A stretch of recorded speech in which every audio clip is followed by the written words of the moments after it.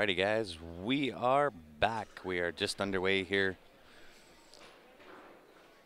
for the CCS Canadian Championships. We are broadcasting live out of the Sheraton on the Falls in Niagara Falls. Welcome back to it.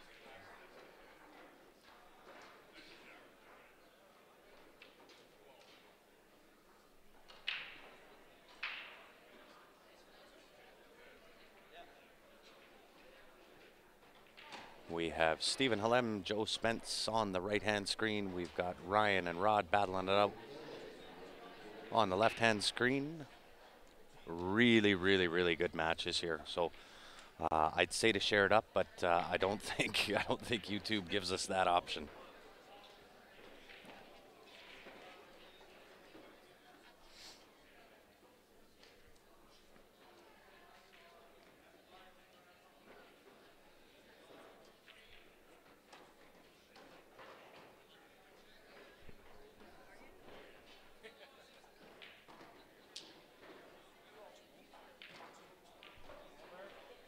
So Joe draws first blood on the right. We have Rod at the table on the left-hand screen. Really wide open table with exception to the 2-ball.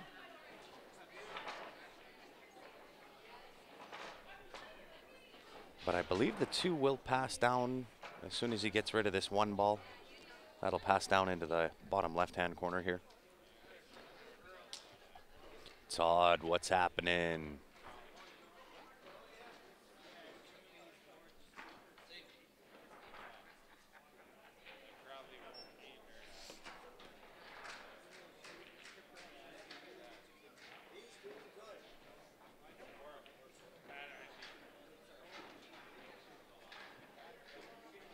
Kind of like to see him get rid of that 1 ball. It's almost a must at this point.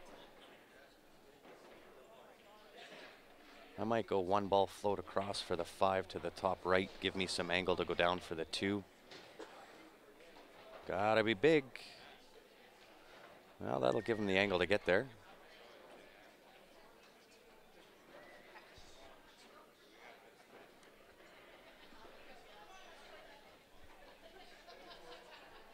Didn't want that much angle, but he did get some. Might be able to crash into that 8, use the 8 as a stopper. Don't want to go too hard into it, just a little bit of a nudge. It looks like Steven has come up dry on the right side.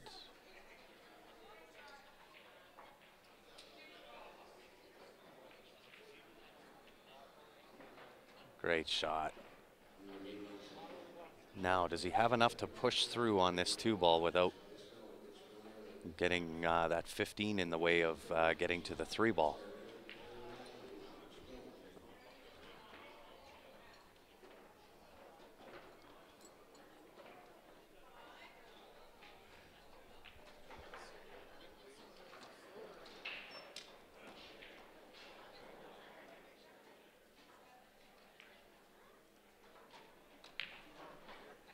Nice shot.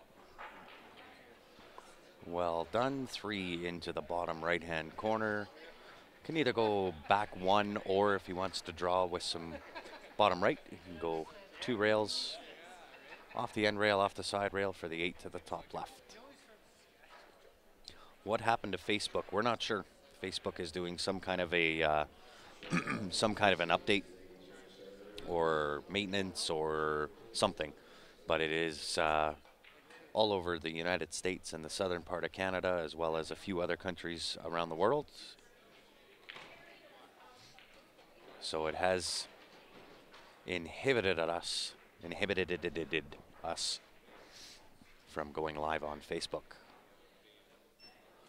So YouTube is the option right now. Rod draws first blood on the left-hand table.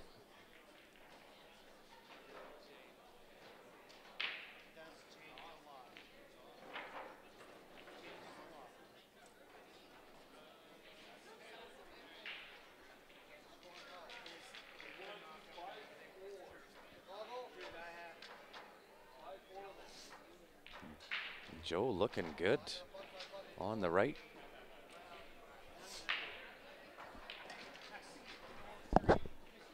So it is the 10-11 ball combination.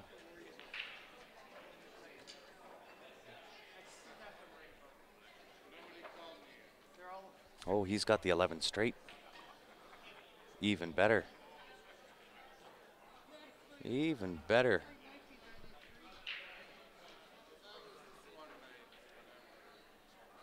So a couple of ways you can play this.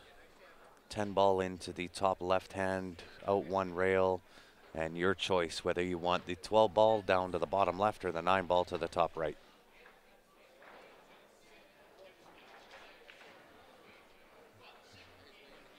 Nine ball's a saver. Nice little draw shot off the side rail back out.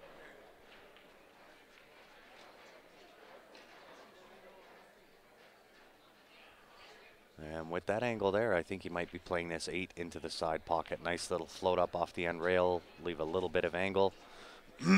Excuse me. And 8 goes to the side pocket for a 2-0 lead for Joe. And that was Rod that just broke on the left-hand table.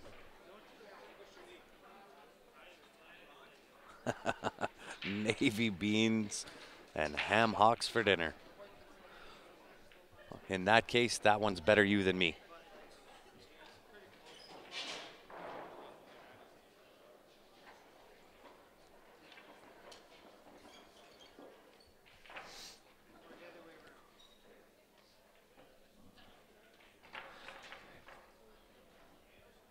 And the left-hand table, the high ball's looking pretty decent.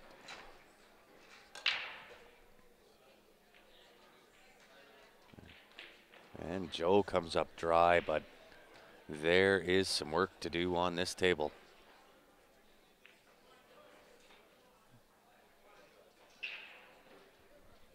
If the 3 ball goes by that 9 ball into the side, you may see him take low ball here, start with the 7 ball. Just because of the 15, I don't even know what one is beside it, 12 ball maybe.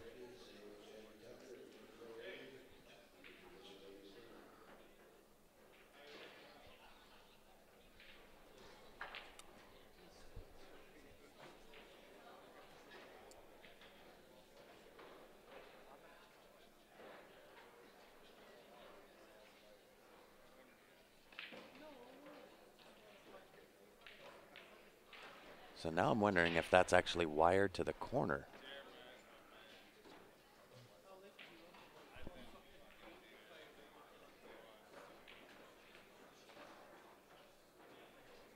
Roll up, or is he gonna break out? Break out it is, nice shot.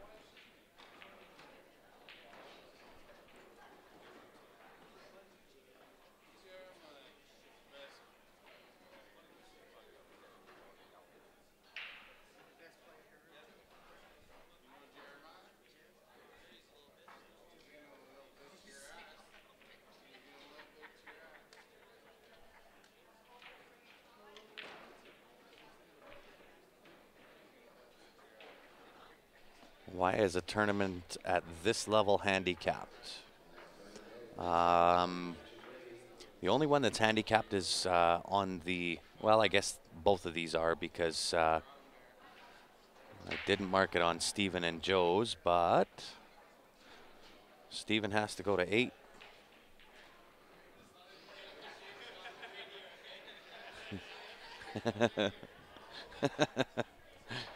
Stephen was saying, I'm just going to play every shape shot right in your way, Rod. Back still a little bit sore, neck is still sore, but I'm hanging in there. I went and spent some time with Ryan's Dr. Ho. Did it work a little bit? It did a little bit, yeah. I would have liked a little more time with it, but. I thought Stephen was even in an 8-ball race. No, I think they have to. 7. Is he a 7? Yep. All right. My bad. Ryan just corrected me. They did create separate categories for both Ryan and Steven, but apparently that was in 9-ball only. So these guys are straight racing 2-7.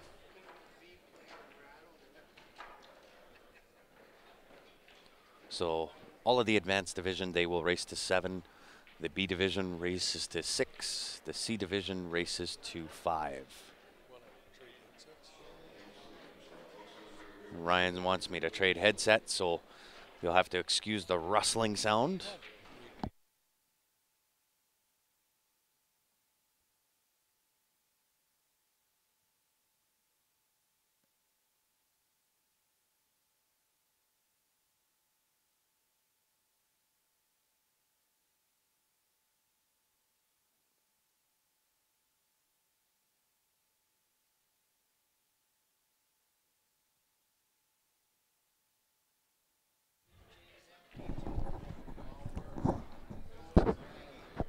Alrighty, so now you got both of us on the mic, myself. Tag team. And Ryan Epp, welcome back.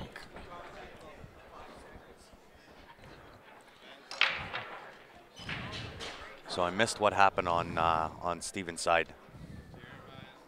I would assume What's the score? He got out there. What's the score? 2-1.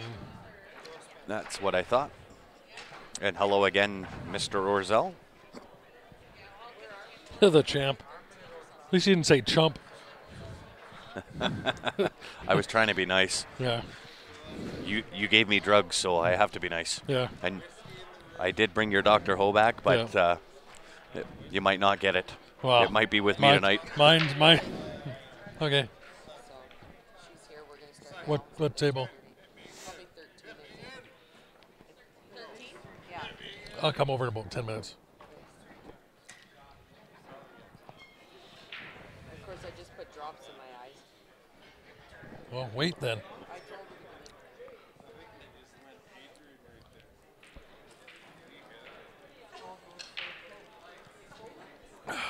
So let's see what Rod does here with this 8-ball. I think he can thin this into the side pocket.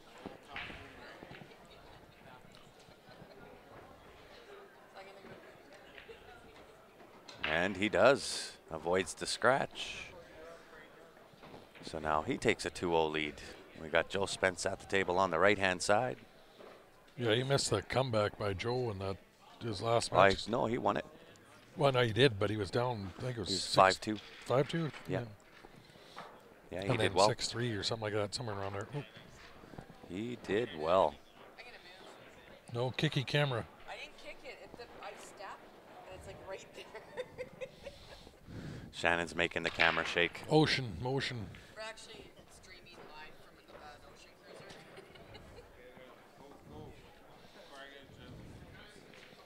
Have that one. Thanks.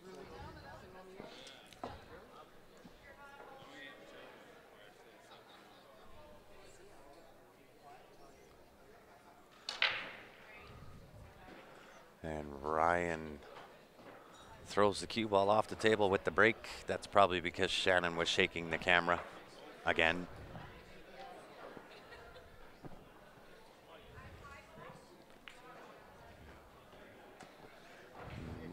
Nice breakout from Joe. I don't think he wanted to sit there, though.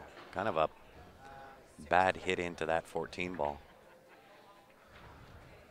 Does he have the 3 past the 1?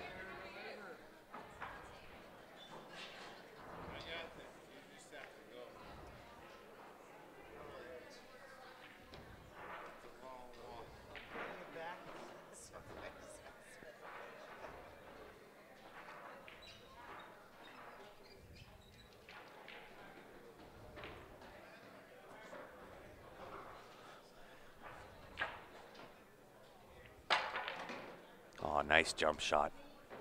Nice jump shot, sir.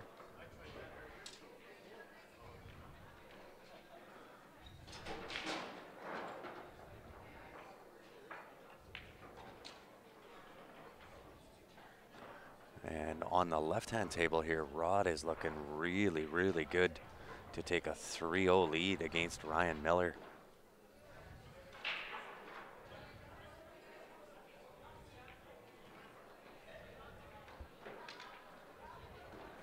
Everything has a home on that left table.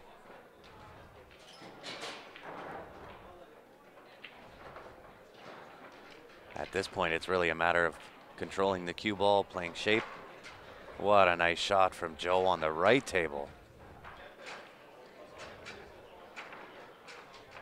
Except how do you get to the 2-ball? I wonder, as soon as he moves, I'll be able to see here. Can he play this 7 in the right corner, play the cue ball off the 9-ball, and go back down? Look out. A little bit of a jelly roll from that 15. He'll take it, I'm sure.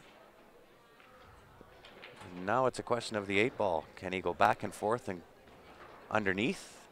I don't think it goes by the 13, so, and I don't know if it'll cut into the side pocket. Is that 8-ball? Yeah. No.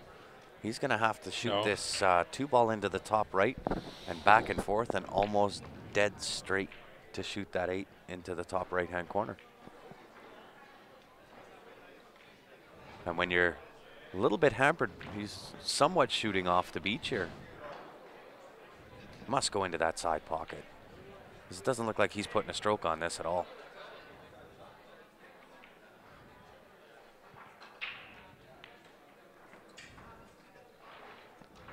Yeah, it was a little worried about that 8-ball. That'll bring Steven to the table. On the right, it is Rod looking good on the left.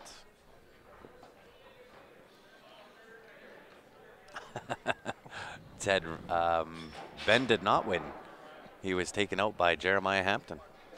Oh, wow. Jeremiah played extremely well. Jeremiah's been playing great, and he even said so. Yeah, well, and when he first came in on the 9-ball, wasn't looking like he normally plays. Yeah. And he sure got comfortable on these tables real quick. That's the performance-enhancing juice that Adrian and Chris bought him. Rye Ginger. A few adult beverages. Yeah, halfway through his match with Ben, they walked in with a couple for him. That would do it. Ben was up at that point because that's when I left for a break. Yeah. And Steven looking good. And I think it can still be a little tricky. No, he'll play the 15-ball, then the 12-ball. Oh, might have come a little far. He wanted that 12-ball straight into that side pocket. That puts him straight on the 13. He could have stuck around for the 8 straight up. Unless he can run right into the 13 He might run into it, yeah. All right, well. Can play underneath now. Or can he draw straight across and back? We'll see. I think he's going around 2 rails down underneath. Does he get it? How about only perfect? Table helped him, I think, a little bit on that. Looked like it drifted a little bit down that way. How about only perfect? But he hit it a nice pace. Yeah. Deuce, deuce. And I didn't see who won on the left-hand table. I would assume that Rod won that. Steven got his cues. What were wrong with him? He did, yeah. He did get his cues. Mark V brought him. Oh, he forgot them or what? They were left at the airport. So when he got on the plane in Vancouver, he was late getting there, and then there was a whole bunch of kerfuffle with he had seats. Then they gave his seats away. Then they had to find him new seats. And so by the time it came for him to get on the plane, they said, you can get on, but you're leaving all your gear. Or you can stay with your gear, but you don't get on the plane. So that's why he was playing with his original cue at the beginning of the tournament. I was wondering that he had it up here. I grabbed it by mistake. And yeah. Like that is a Brunswick snooker cue. It is, which was his normal kind of go-to. But you kind of watched him when he was playing. He acclimated to that Revo shaft real quick. And then to try to go backwards from there, I don't think he liked it. I don't think he was a fan.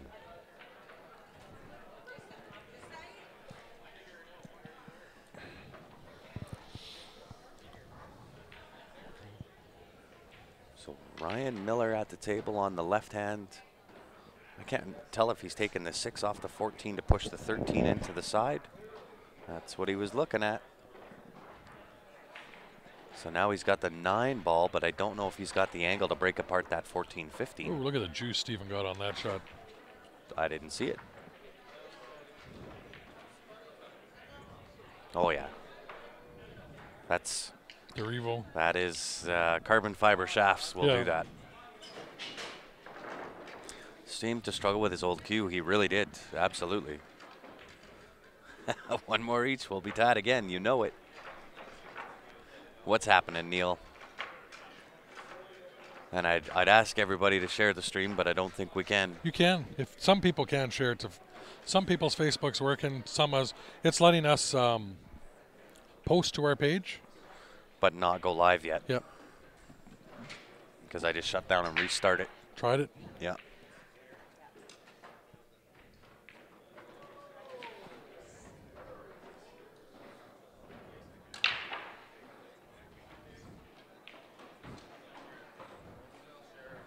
It looks like Steven's kind of hitting his comfort zone.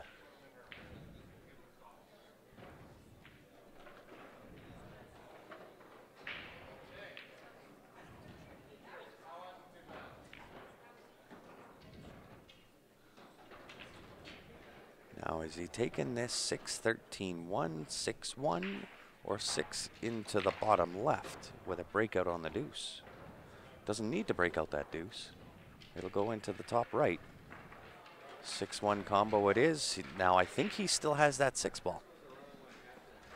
Hard to tell from my angle here, but I'm pretty sure he still has that 6 ball. 6 ball used the juice of the Revo. Off that side rail. Back down table for the 2 to the top right.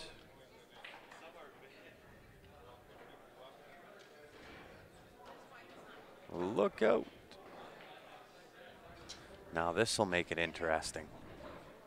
This will make it interesting. How does he play this off this 10 ball? Is he going to draw off that 10?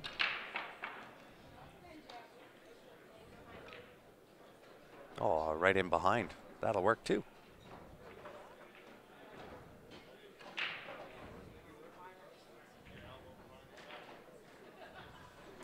Ted, it has been down most of today. We got a couple of matches in there this morning, but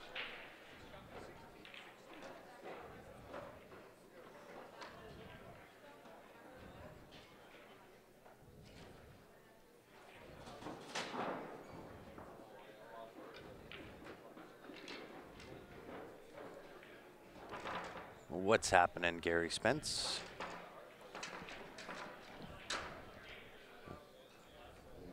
And Steven comes back with a 3-2 lead. Yeah, that's why if you guys all subscribe to this, click that little bell button. It'll notify you when we go live for both here and the Facebook. Like I was telling Grant earlier, I think the bonus is we got a bunch of new YouTube subscribers. It's forced. Absolutely, they're both playing really well.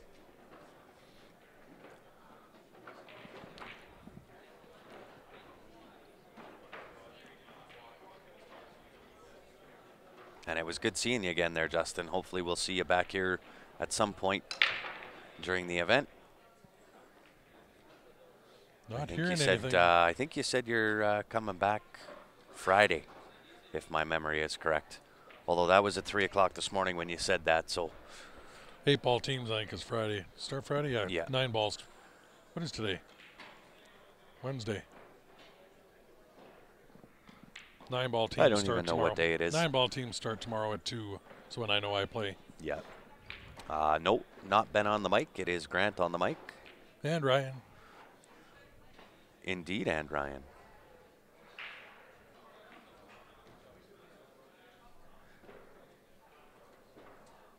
It's funny that Ben and I get that because I don't think I sound like Ben. No, wow. I mean, how many countless thousands of hours have I sat with both of you guys? I know your voice is pretty good. True enough. Nice. That's Yeah. It could have been 4 a.m. for sure. It feels like the third Monday of the week. Absolutely, Ted.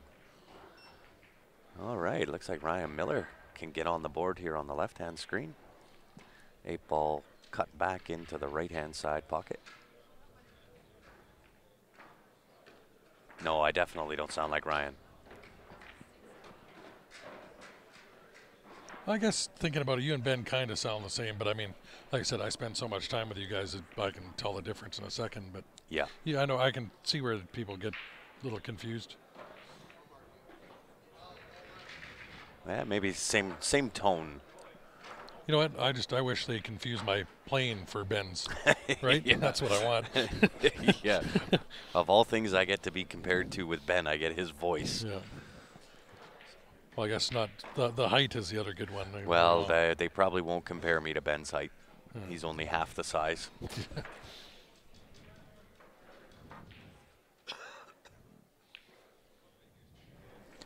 Sorry if you guys heard that. I wasn't sure whether I turned down the right mic or not. You're the left number one. Yeah.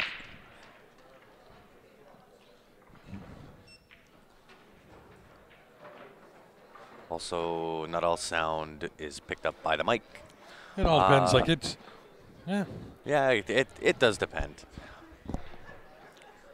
Yeah, this our soundboard's a little sensitive. You turn that dial just a little bit, it goes from quiet to screaming at you. So. Yeah.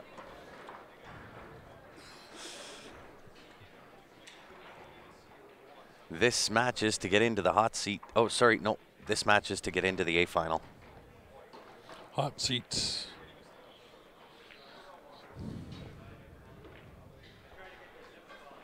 So if you're wanting to know about your hubby, Shona, he just took out Ben Francis, guaranteed 7-8.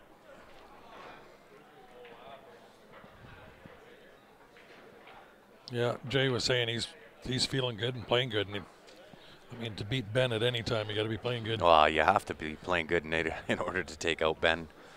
And a far cry from when Jeremiah first got here. When he first got here, he was playing 9-ball, and you could tell he hadn't acclimated to the tables. And I don't know what he did. I don't know whether he went and was practicing or what, but he acclimated rather quickly. Mm-hmm. Yeah, you get a few balls out of Steven's way here like that and miss, it's death. David says Ben is only a quarter of my height. And it's hell watching from Canada rather than being stuck in Fiji or the Cooks or Hawaii. Yeah, my big toe is bleeding for you, Gary. Yeah, that's where you want. We haven't got an invite.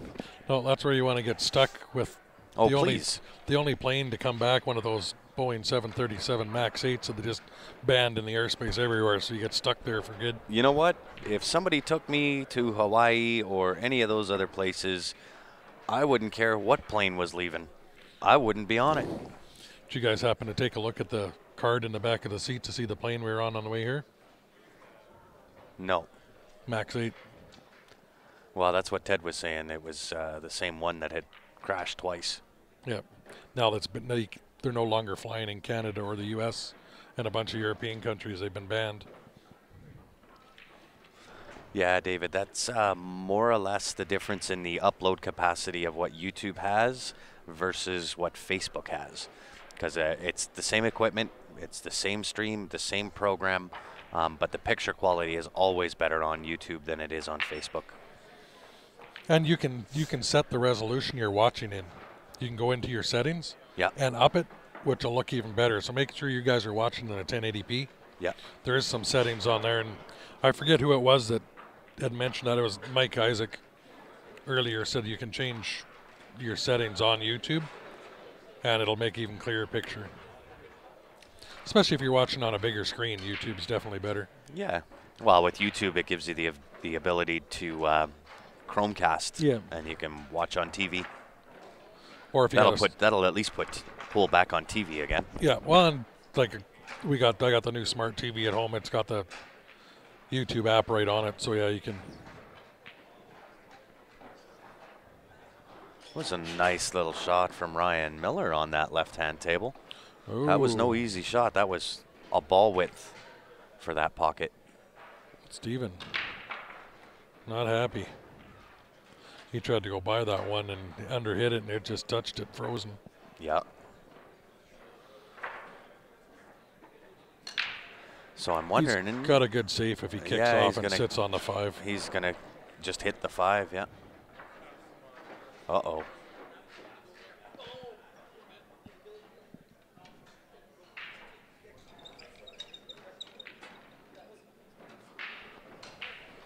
I don't think that was good, but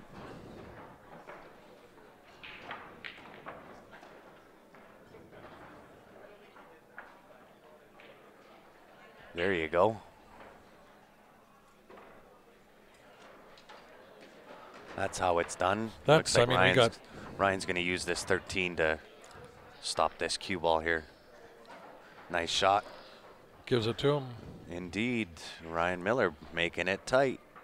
Yeah, I know with my TV watching on the 65-inch back home, I've been watching all the snooker and going back and watching some of this and other pool. It's awesome if you got a smart TV. Well, I know Denise and Krista. She's taking pictures of them watching on their big screen. Yeah. Yeah. That's actually Krista playing in the background right behind Rod and Ryan. That's her walking around the table. That's Denise. Yeah, you said Krista. Did I? Oh. Yeah, that's Denise back there. That is my pie in the face challenge. One of the halves of the One two, of the halves, so yeah. I was half right.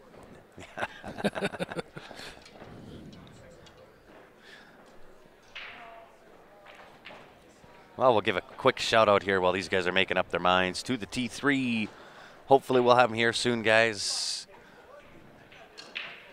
We are expecting them to be delivered to the hotel, hopefully tomorrow. Stephen hit that a little straighter than he wanted. He wanted to come off the right-hand side of that 5. I think the table rolled. Well, he played that sort of stun drag. He just rolled it. Yeah, I think the table got him on that one. Almost got Joe. He used the whole pocket on that shot. Yeah.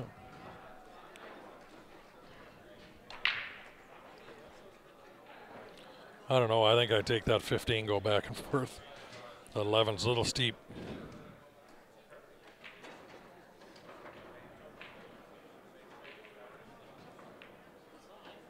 Nice shot.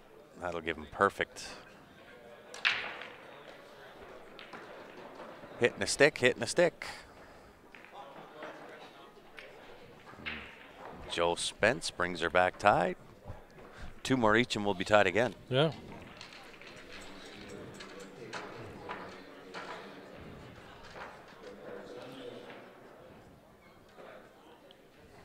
Get on here. Just look at the bracket.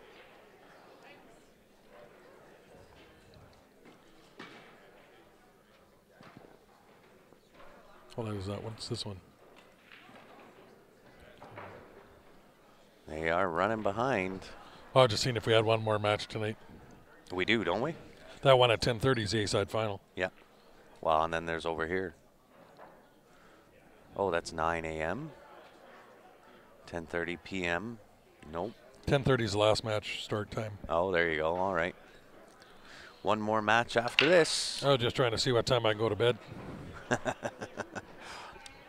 I can tell you as soon as this is done, I'm going to eat and I'm going to bed. Well, I'm going to take a quick little break. I'm going to run and check on Shannon's match, and then I'll be right back. Thanks for the warning. You're welcome.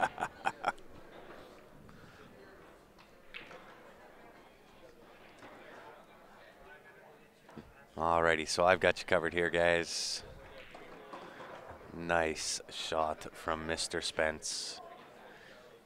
Breaks out the only trouble ball on the table.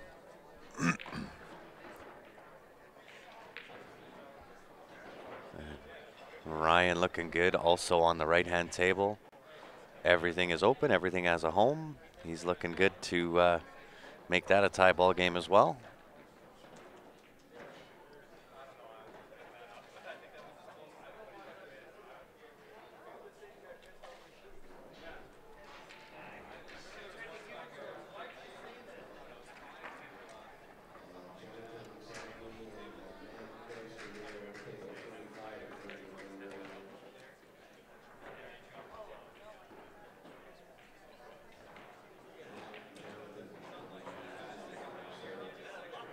Very nice. There's no way that Joe could really overhit that too badly. A little more steep there, and it might have been some trouble, but he hit that just perfect. Gives him a nice little angle on that 15 to go into the 2-ball. Stick there. You'll have the, I believe it's the 14 ball into the bottom right-hand pocket. Oh, got a little rub off that 2. So now it is 14 to the right side pocket.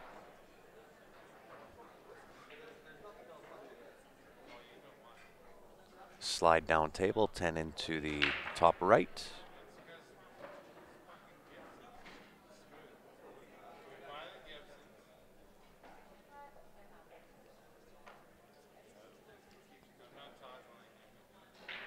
I guess optionally he could take that 10 first as well.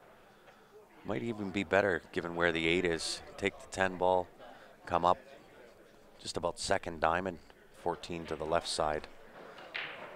But does it the original way.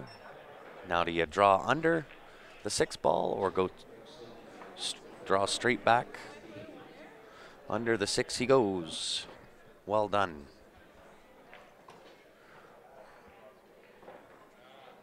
Joe Spence taking the lead again.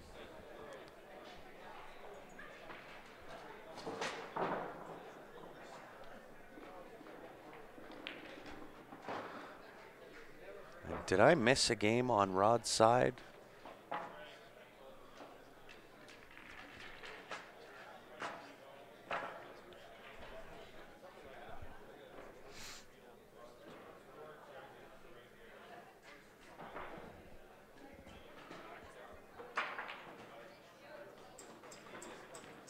Ryan Miller at the table.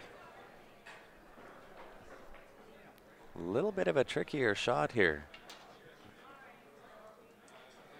Can he get enough of that 9 ball to push the 9 out of the way? 7 will go into that left side pocket.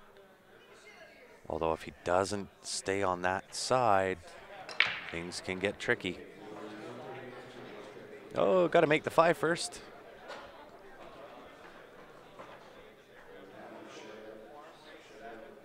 Forgot the key ingredient. Key ingredient is always to make the shot. The shape comes secondary.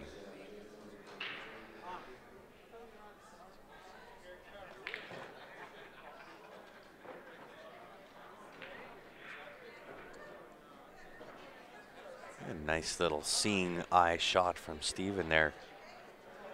Takes care of some of the trouble.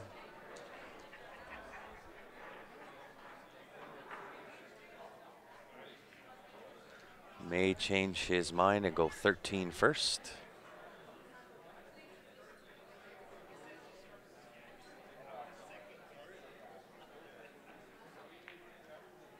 Ooh, same thing. Key ingredient, make the shot. It may be a little bit of fatigue starting to set in here. It has been a very long day of pool. It was definitely a long night.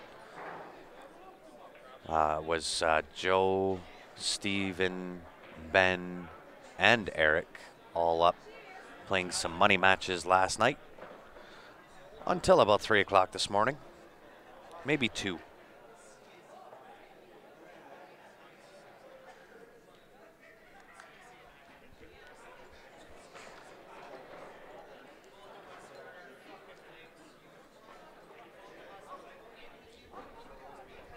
Yeah, probably closer to 2 this morning because we went out and had a bite to eat after that. And we got back into the room at 3 o'clock this morning.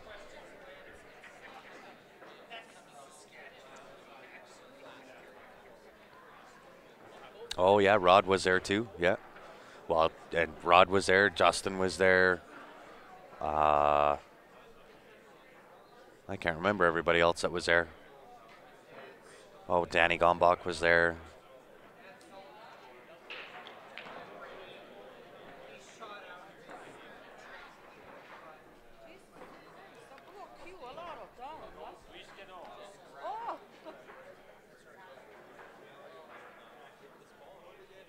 Would absolutely agree with you, Gary. Yeah, I'm surprised you remember as well. You were feeling no pain last night, Justin. Nice shot from Rod there. That'll give him, I think that's the 14 ball. 14 into the top left. A hit and a stick. Pop off the rail. 13 down to the bottom right.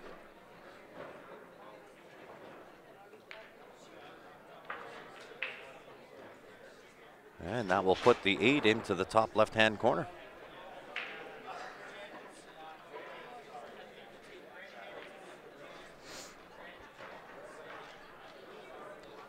Yeah, once everything was done there that night, or last night, there was no other streams on the table, so.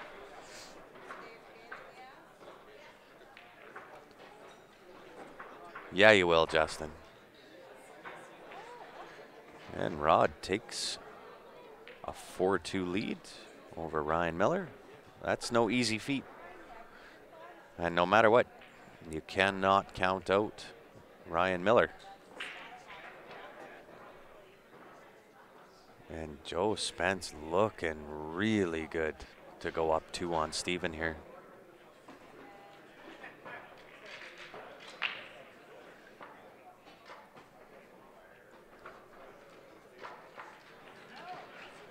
Just like that, Joe takes his 2-game lead back.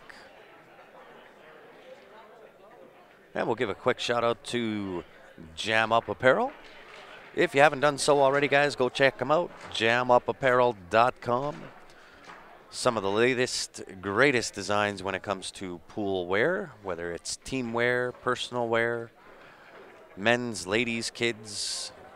Check them out. They do have it all.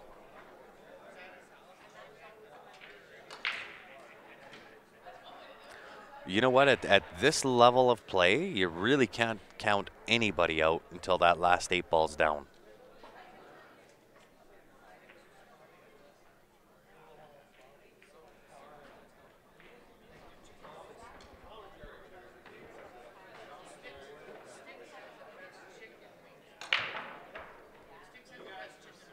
Wow.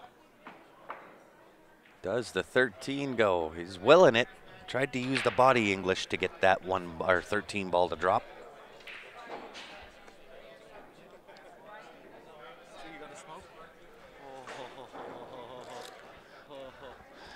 And looks like Steven's gonna go check the weather, have a little bit of a break. So we'll go full screen until he comes back.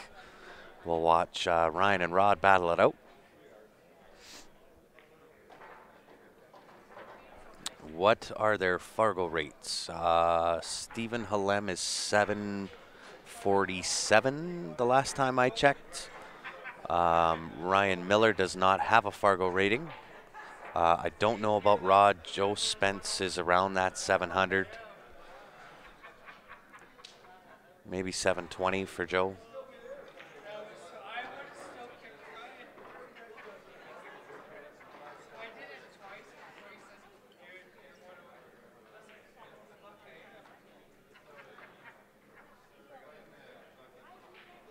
Oh, it might have been because we were all playing last night too, David.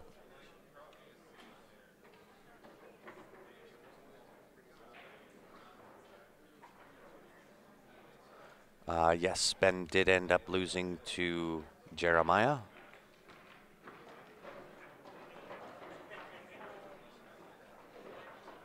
Yeah, like Justin is saying there, Ryan is just based off of known ability.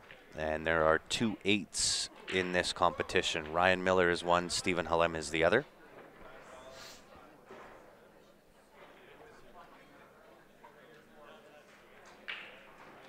Are they going to play the A side tonight? No, I don't think so. Oh, wait, I might be wrong. Yes, A side will be played tonight following this match.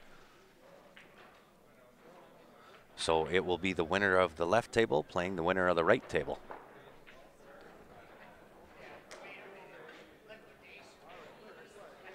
Yeah, Mark, we haven't been able to post at all to Facebook.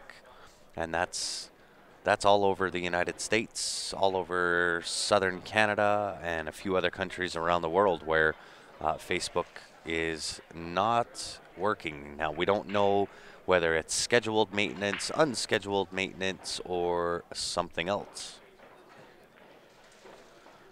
Now, this looks like a touchy shot. I'm going to see if I can get an angle on this.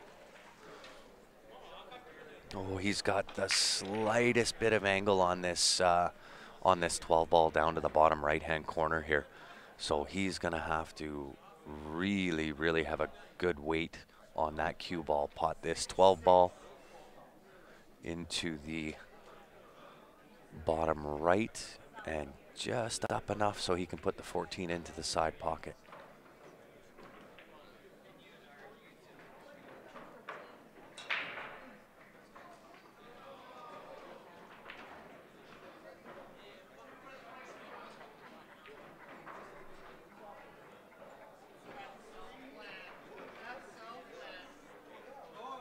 Yeah, I kind of thought that if it was scheduled, they'd have a post about it, but I did not see anything about it. So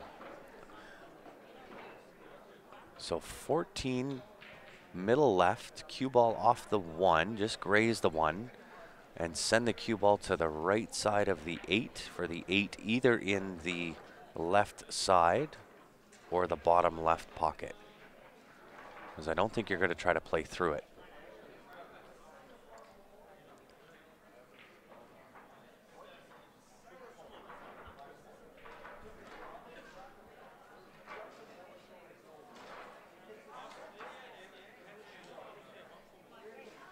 Oh, great touch. Really well done. Executed perfect.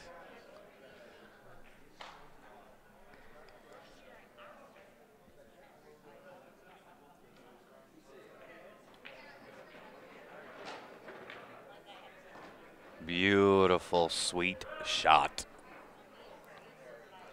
Speaking of the sweet shot, look at that segue, hey? Bob Danielson cues it is the home of the sweet spot. 360, the SS 360 LD shafts, they are what we play with here at Q Sports Live. Myself, Ryan, and Ben all use the SS 360. You can find them on Facebook. If you are interested in those cues, make sure you send us a message on our Facebook page. We'll get back to you. We'll let you know all the details. And it looks like Steven is back, so we are gonna go split screen.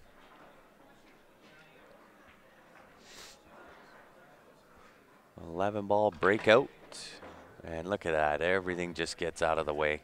And then the 8 almost comes in and says hello again. And I believe he does have that 15 ball, 9 ball will go. It is now the 14 that is the issue. He can get to the 14 off the 12. Or he can try to break that out right now. He got the super juice on that. Unfortunately, didn't make it happen. So now he's looking off the rail, 14 ball into the 9, 9 into the top left-hand corner.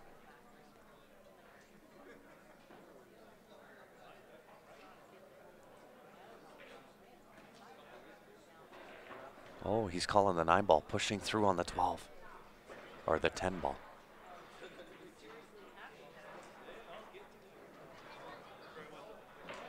And it found the right side pocket, taking the long, dark tunnel ride down to the ball return. That'll give Joe Spence a ball in hand. 7 ball being the issue. I don't know if he can see enough of that to pot that even into beside the 1. May have to try to break this out.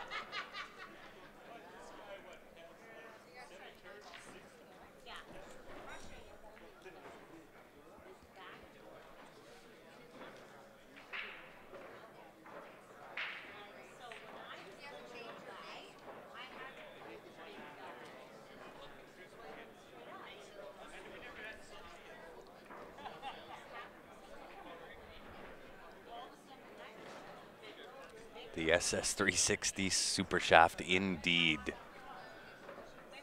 That's what we all play with. And I'll tell you what, does it ever hit good?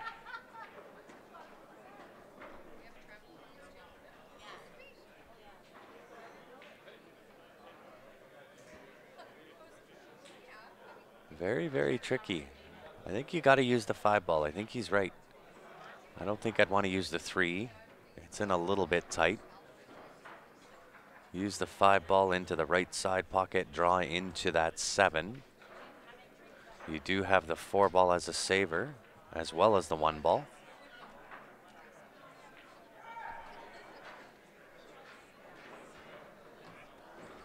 As good as the black? No, they're two completely different hits. So it really does depend on whether you're wanting a wood shaft or a carbon fiber. I know myself, I will be using the Jacoby Black on the 7-foot tables. I'll be using the SS 360 on the 9-foot tables.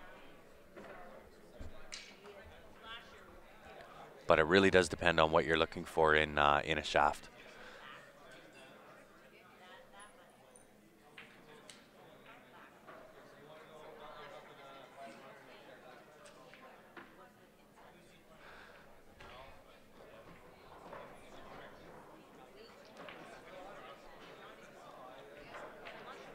I can't really say I prefer one shaft over the other. They both hit extremely well. Even the Jacoby Ultra Pro, that one's 140 piece construction on that shaft, and for a wood shaft, that thing is unbelievable. And a rarity on a valley table where it spits a ball back out. That'll bring Stephen to the table. Can bring it back within 1.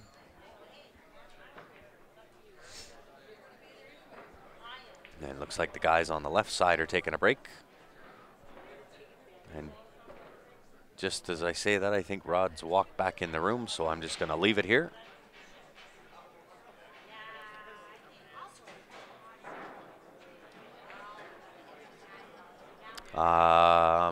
Gary, which one? Had a chance to try one out, thinking about changing for my Lucasi Ultra low deflection.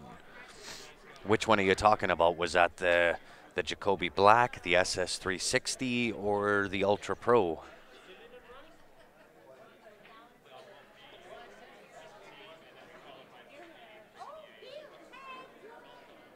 "26 years old." It's got some stories to tell at 26 years old. So with that ball being spit out on Joe's shot, I would assume and both expect that Stephen is out here. He is on that 9 ball. Gonna have to take the 9 ball first. May use the 8 as a stopper. May go up and back.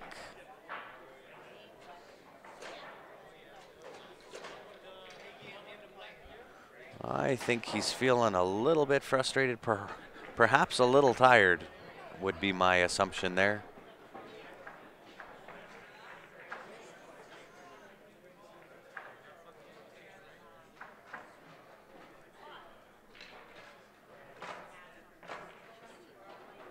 So Joe takes it 6-3 over Stephen. He is on the hill.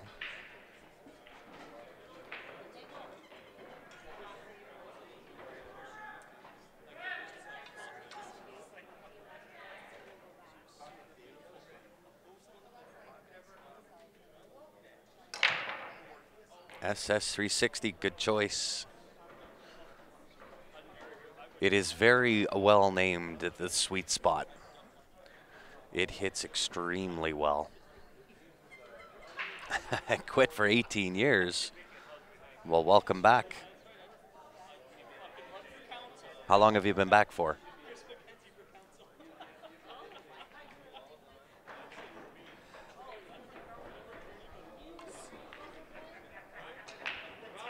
Oh, nice shot from Rod there. Does he get unlucky? Well, based on his body language, I'm going to say he got unlucky there.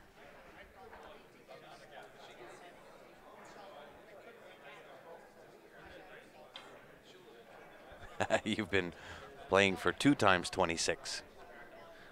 52 years. I would assume you would also have a few stories to tell.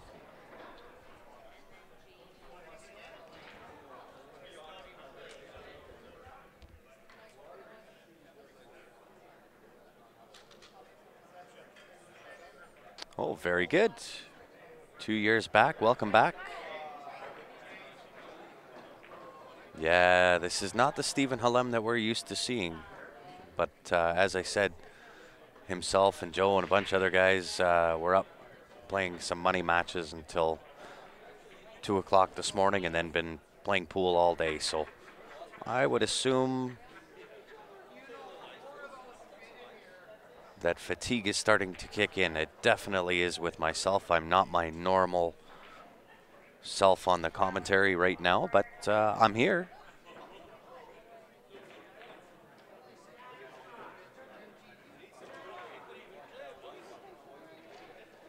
Well, whether you're a spare or full-time, either way, welcome back to it. Thanks for tuning in, everybody.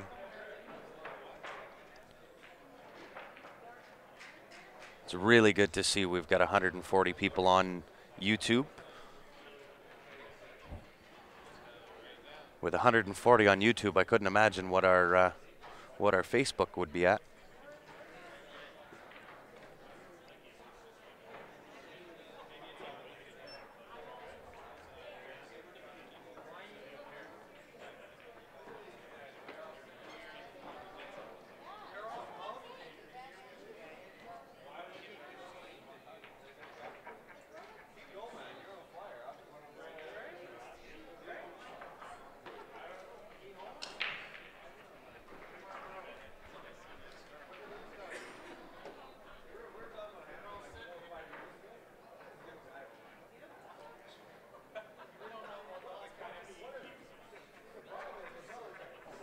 Yeah, it's kind of funny. I took a 4-year break once upon a time.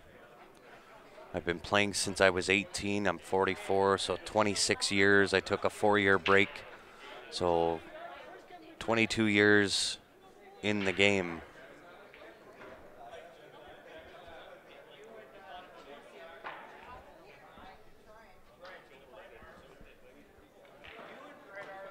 Nice safety shot from Ryan on the left-hand table.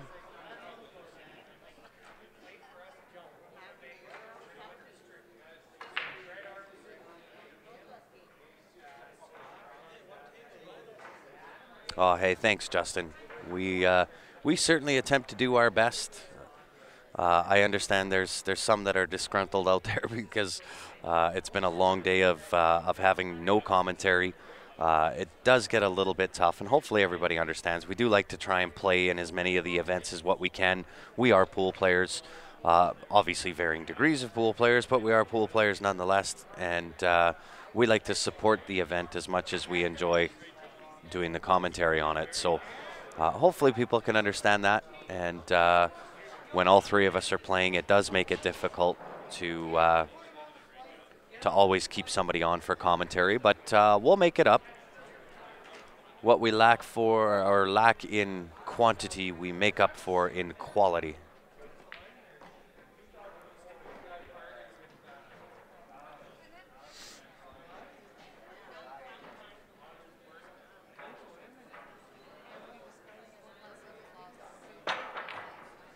Oh, that's all right, Gary. We don't mind the competition.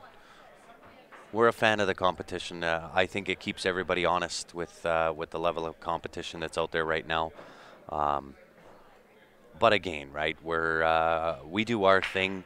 We have a little bit, perhaps, of a different business model or a different business plan than some out there, and we're okay with it. We're okay with the competition. We don't mind it. We quite enjoy it. I think competition is a good thing. So.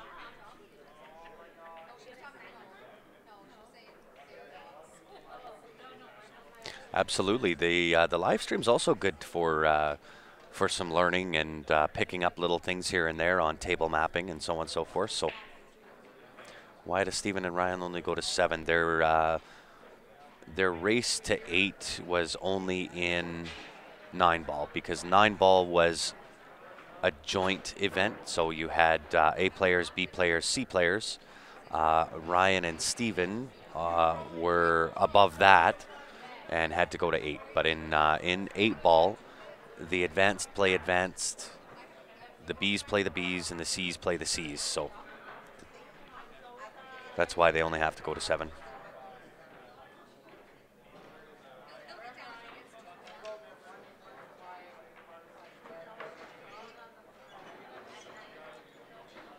Oh, great match. Great match, Mr. DeWolf. How are you?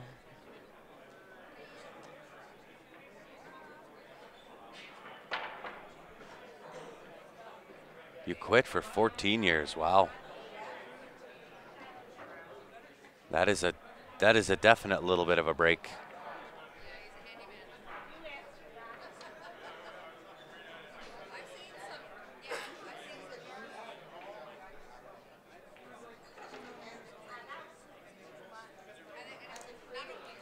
I don't know if you guys caught that on the live stream or not, but that cue ball had stopped, and there was a couple of mils between the 5 ball and the cue ball, and then all of a sudden they just married together.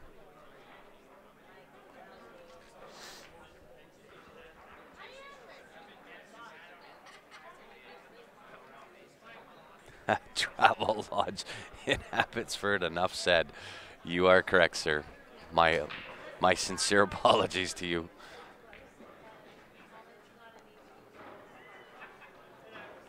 Wanted that a little bit higher up the table here. As much as I know he can take this 5 ball, I don't think that was his intended target.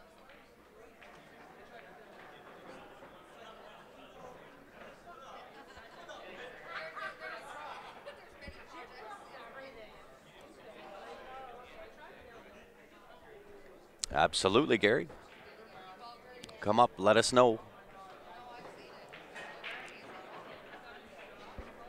We can always use help, especially when all 3 of us are playing in the same event. Makes it really, really tough.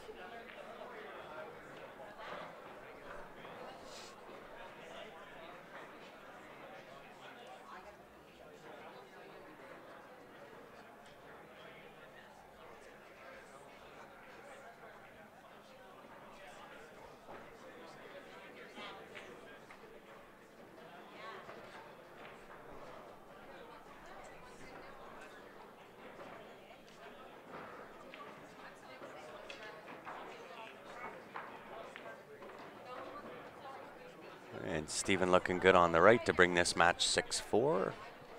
Staying alive, staying alive.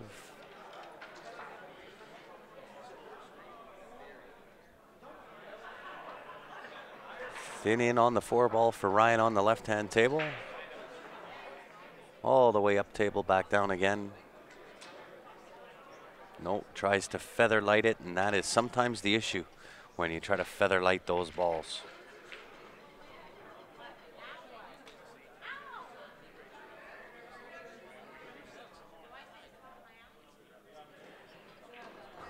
Being the old codger that you are.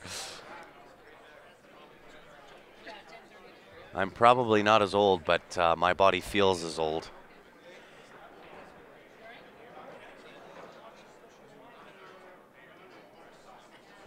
Hey, thanks, Gabriel. We appreciate it.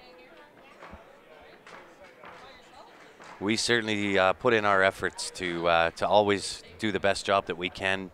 Of course, we understand there's those out there that don't like the fact of us playing in it and that we're not commentating all the time, but we certainly do our fair share of putting in the hours, so hopefully everybody understands that. Look at this shot. Look at this shot. Does he get him on both? I think Rod got him on both. What a nice shot.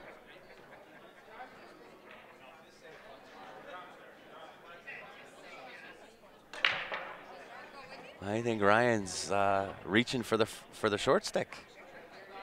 He's going to go airtime. Not like he has really too many choices. This is kind of the point in the game. There's nothing tied up. Everything goes. It's maybe a quarter ball jump on that 10 ball, no matter which way you're going. Might be a half ball if you try the 5 ball, but that 7 ball, I think, is only about a quarter ball jump.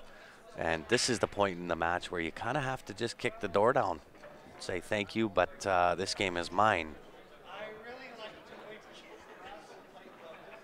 Oh, right on, Gabriel. Welcome back.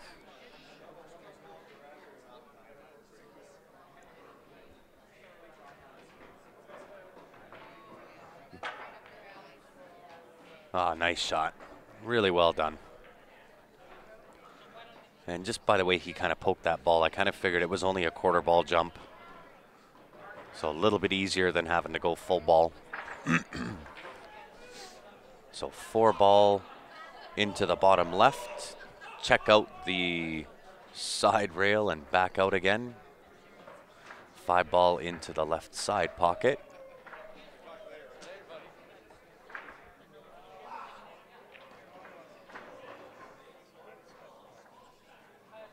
Nicely done.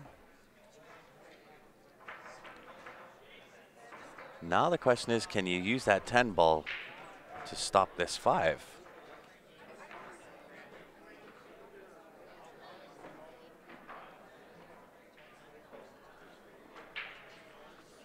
You are correct, but I have definitely put in that many hours doing commentary. That's why I think my voice sounds a little deeper than what it normally does, which is why Ben and I often get confused.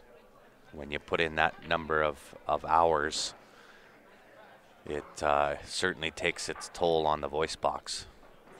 So Ryan Miller making handy work there, bringing this match on the left table to tie ball game. It is Joe Spence at the table looking good. Looking good for the win.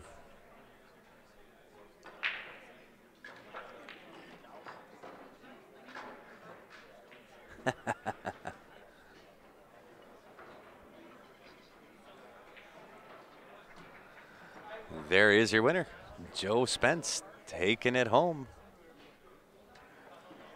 7-4 over Stephen Halem. So we know the one winner of the next match is going to be Joe Spence. We'll go full screen for Rod and Ryan. And the winner of this will take on Joe Spence.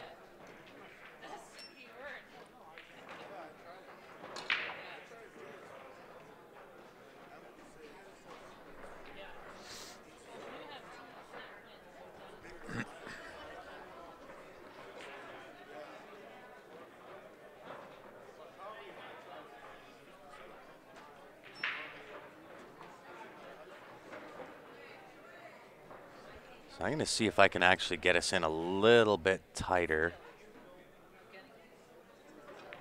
on this table.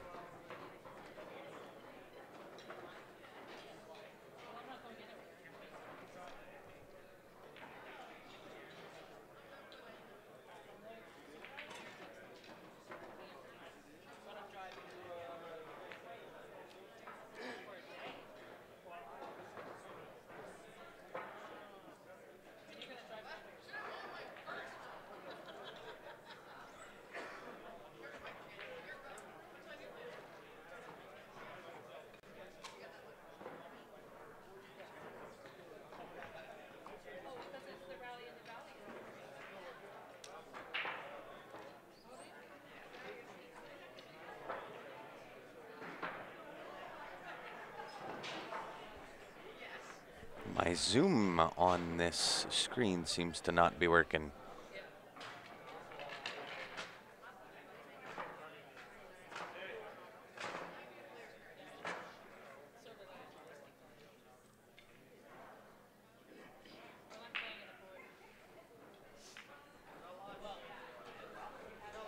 These pockets are playing a little bit big. Is there a delay like Facebook? There is. Not quite as long as what Facebook is.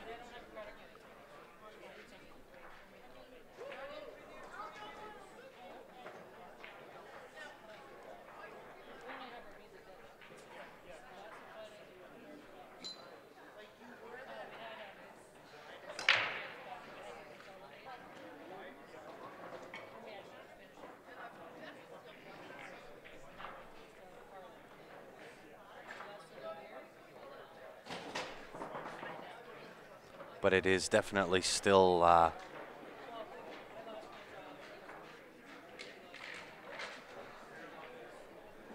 still a delay. Maybe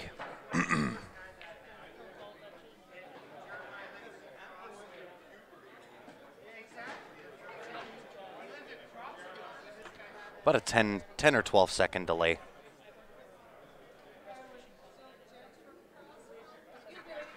Yeah, Penticton did seem a little bit tighter, but the odd thing about that, this room has 60 tables in it. Penticton had 40 tables in it, and the 40 tables that were in Penticton did come here, along with an extra 20. So they're pretty much the same tables, but they do seem to be playing a little bit bigger.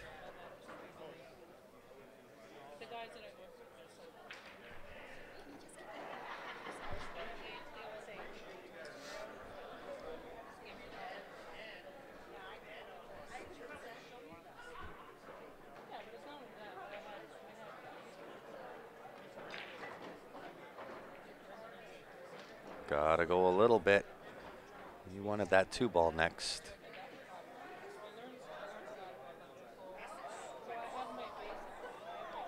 May have to shave this 2 into the left-hand side pocket and use that 10 ball as a stopper,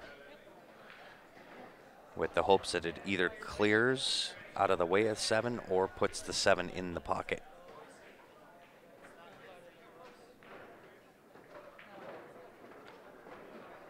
If you can hit that 10 full, you'll have that 1 into the right-hand side pocket.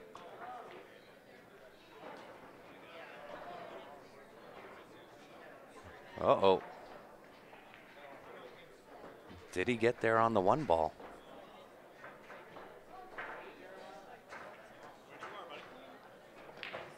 If he's got that 1 ball, bottom left, it'll be a hit and a stick on this 1 ball.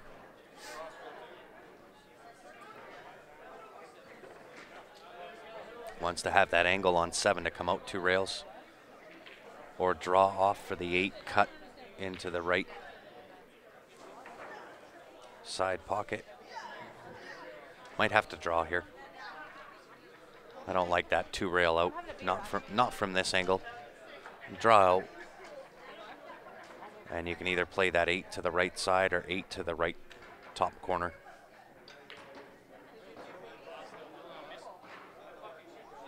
Overdrew a little bit, but that should be of no consequence.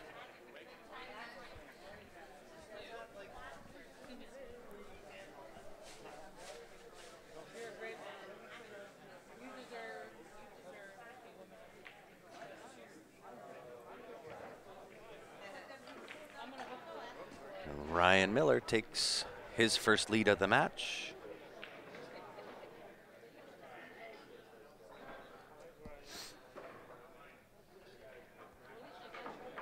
And they are going to take another break here, guys, so we will put up one of our other ads. It is the T3. Like I say, hopefully these are the cues that will be delivered, hopefully tomorrow. This jumps like the IQ, breaks like the BK Rush, but is half the price.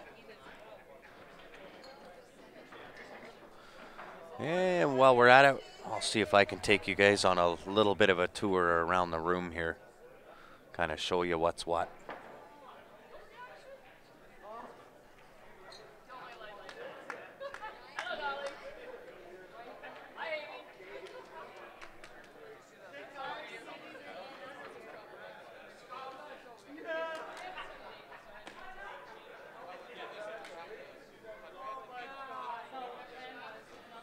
All right, so let's take you on a little bit of a tour here. So that's me sitting there with the controller in my hand. That's where our camera's positioned, is up top there. And those are the 19 tables that were on these rows. There's another 19 tables across the middle and another 19 way in the back there. A few spectators hanging around. It is getting towards the late side of the evening. And then there is a breakout room that is just out those doors right there. One of the walls in there is all glass. So really, really nice breakout room. I think there's 6 tables in that room.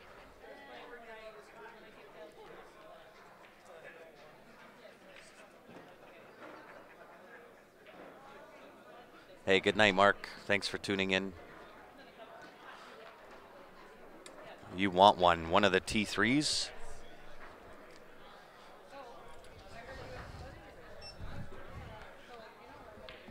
I would assume that's what you're talking about, is those T3s for yourself or anybody else that does want either the T3 or the Jacoby Black.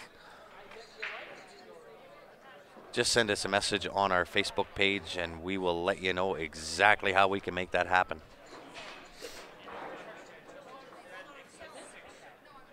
So I don't know if this is a match that they're playing in.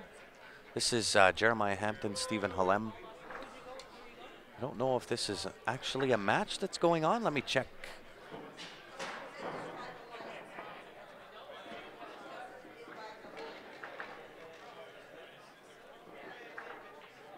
It is. So I'm going to update this scoreboard.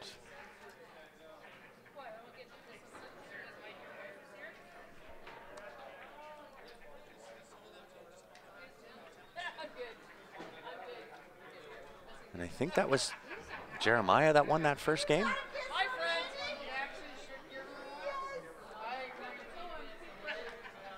For Stephen?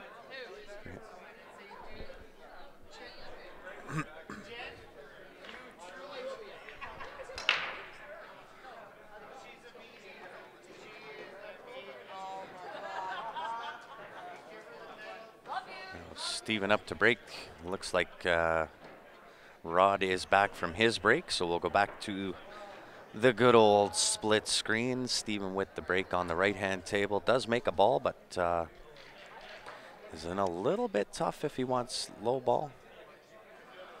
High ball sitting just about as good with exception of the 9 ball. 9 you can get 2 off the 14.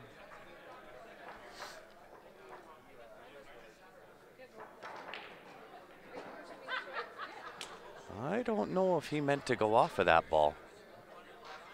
Stephen saying he didn't mean to do that. He gave Jeremiah the old wave, the sorry wave.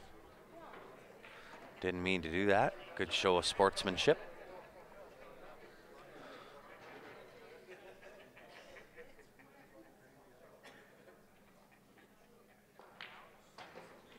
Absolutely, Gary. So we have a little bit of a deal with both the Thumper jump break cue as well as the Jacoby Black. That you can get actually a better deal through us than actually ordering through them.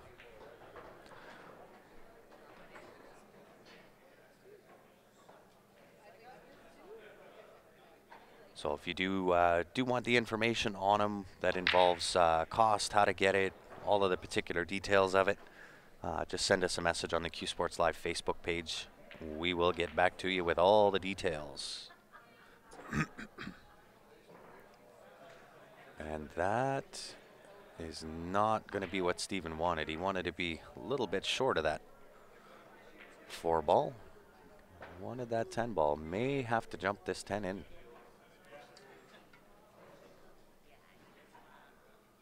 And he did grab the short stick, so he is going airtime.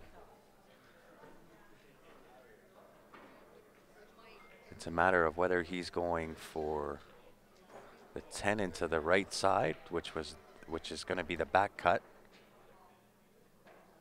or is he going to take the 14 ball? And he's waiting for Ryan Miller, who's at the table on the left-hand screen. Excuse me.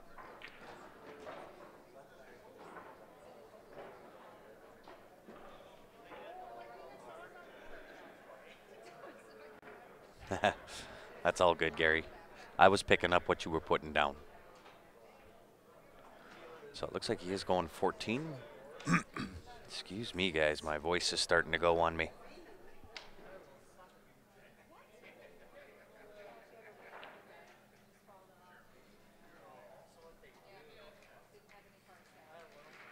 Was going to dart and then decided, no, likes the regular stroke. He did graze it. It is a good hit.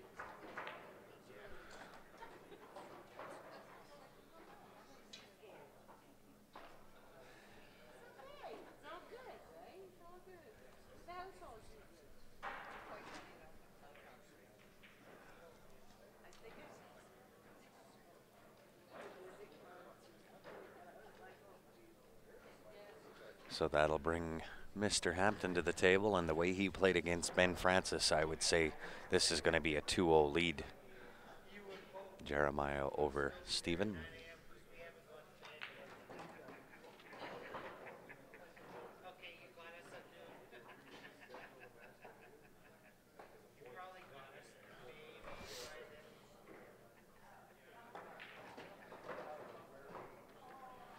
And Jeremiah seems to have warmed up to these tables really, really well. He's been playing extremely well. Played lights out against Ben Francis.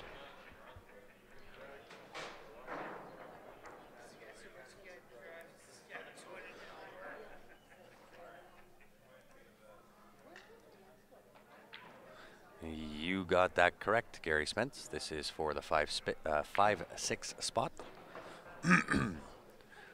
The loser of this will take home $250. The winner will move on and add $200 to his payday. Worst the loser could do is lose the next match for $450.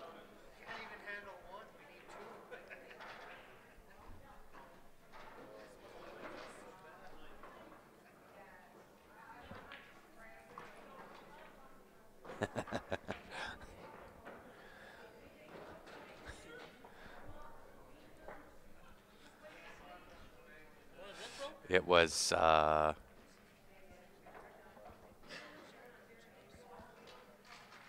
it's one of the things that Jeremiah, it's one of the wonders of the world, is the stroke that he has. It is very unique unto himself.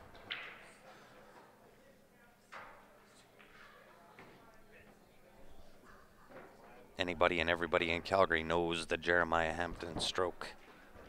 Don't try to copy it. Don't try to emulate it. It is unique unto the one and only Jeremiah Hampton.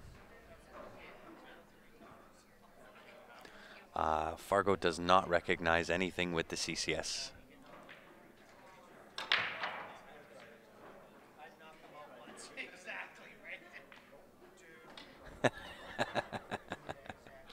You know me, Shona.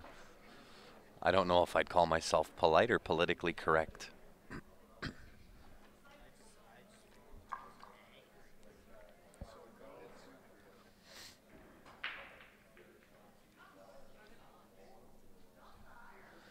Ryan Miller at the table on the left. Tight pocket for that 6-ball, and he has to put a little bit of a stroke on that. Look at that. Beautiful shot. Nice power follow through.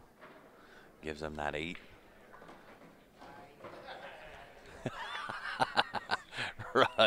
Rod stood up right in his shot and said, "No, brother, you're good. You are good, sir." Ryan Miller taking a 2-game lead over Rod.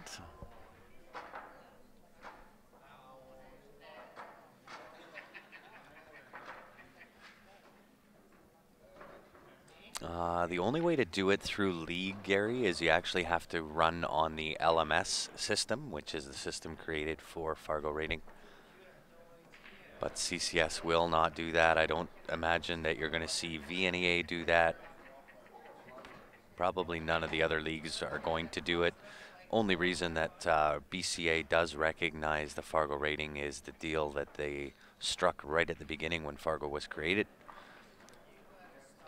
And Fargo partnered exclusively with the BCA. So chances of the other leagues getting involved are very slim.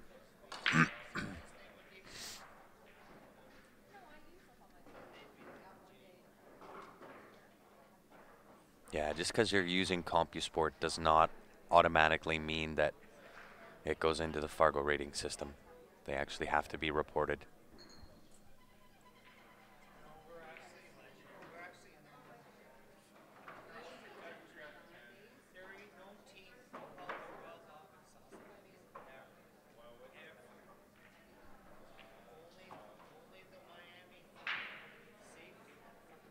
But that's exactly why you don't see CCS or SML or APA or any of the other ones through league play. That's why you don't see them with Fargo ratings, because Fargo partnered with the BCA right from the beginning and gave them an exclusive partnership. So when you look at it from a business perspective, it wouldn't make sense per se for CCS or any of the other leagues out there to partner with competitors.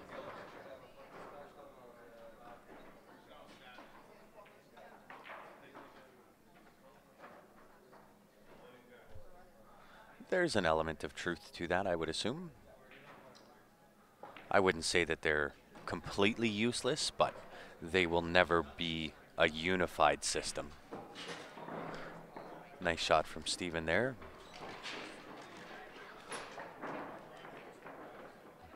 Nice shot from Ryan. Good old rail first off the ball. He isn't a little bit tough here. If that 10-11 combination goes 15 ball, 2 rails around, hopefully shoot the gap between the 1 and the 8. And you can take the 13 if that 10-11 combo goes. You got to get on the good side though, because I don't think he's going to try to thin that 11 ball in from where it is.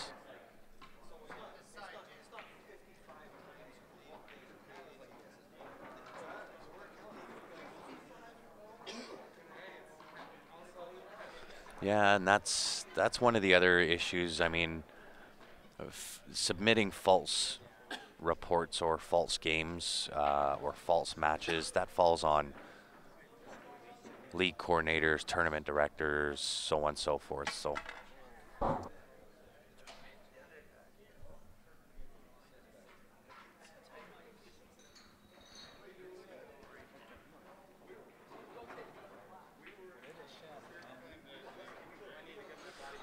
you're not going to ever have that happen, Johnny.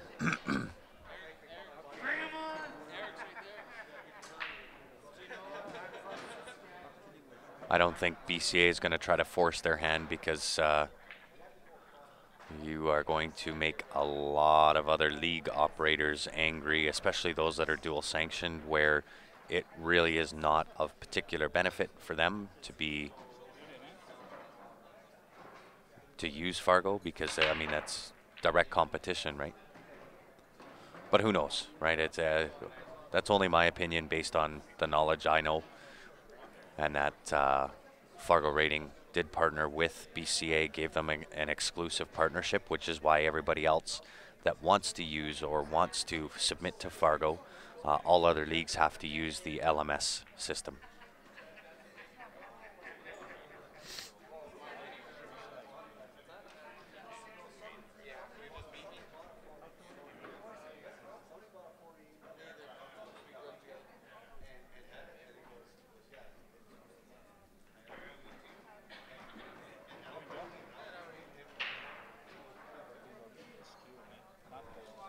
So Mr. Hampton, is he going to try to take this 14 top left off the rail, break out that 9-13? Or does he go underneath, use the 15 ball, and come underneath to break those out?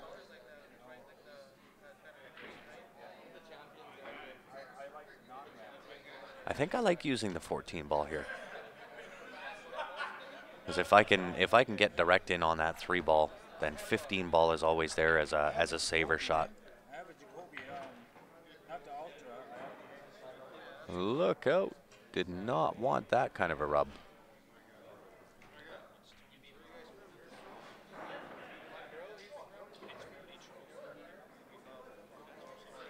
Tough out from here. 15 ball, 1 bank, top right hand corner. Gonna have to draw the hell out of that.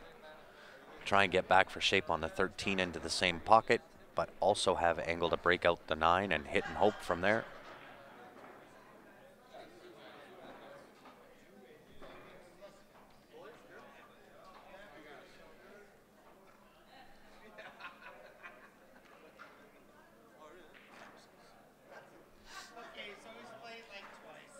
Yeah, your Fargo rating will kind of jump around a little bit until you've got at least 1,000 games in it, your Fargo rating will jump and bounce all around. And part of the reason for that, when you do get established as a Fargo rated player, the people that you played in order to get that, when they play and their Fargo rating is adjusted, yours is also adjusted. It's also affected. So that will happen. It'll bounce all over the place up until you got, I would say, 1,000 plus in robustness, and then it should level out.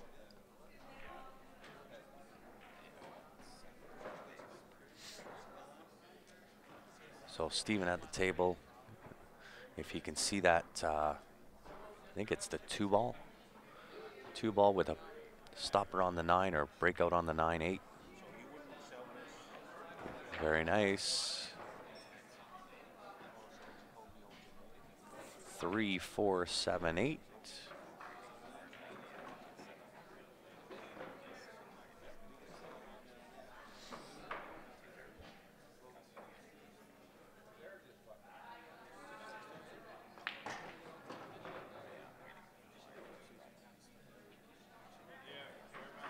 Seven ball bottom right, cue ball off the right hand side rail, back across for the 8 to the top right hand corner. Very nice and well done. Stephen Halem, tie ball game.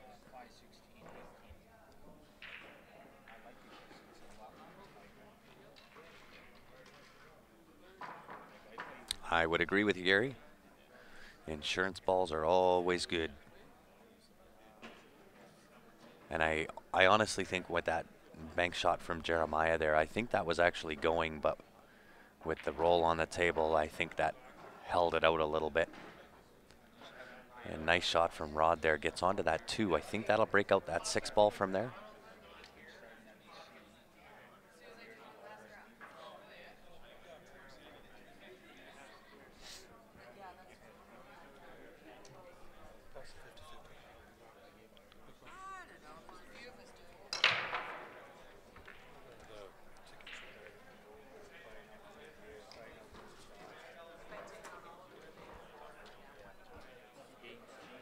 Does he get the breakout? He absolutely does, although did not get the good rub there. And with Ryan being on the hill, that is a tough rub to take.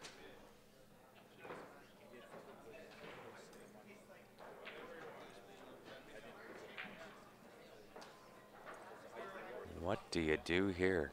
Is there a safe somewhere to play?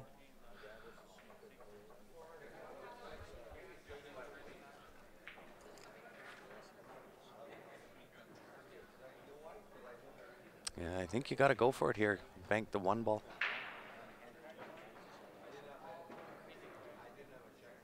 Bank the 1 or the 3, either way. Look at that shot. Look at that shot. He's on his knees.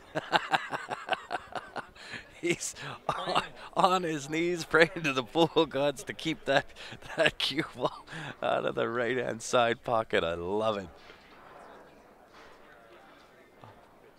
Love it. And it seemed to have worked. I'm gonna have to try that one.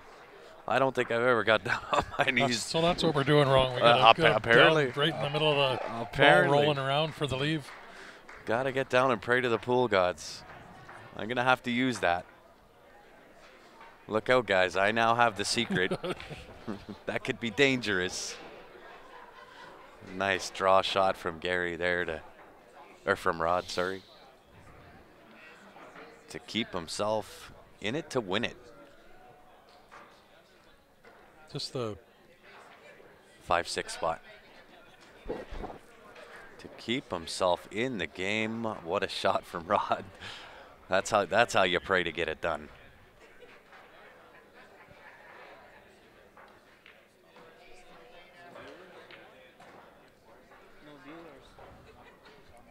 It's YouTube only right now. Facebook's been down all day.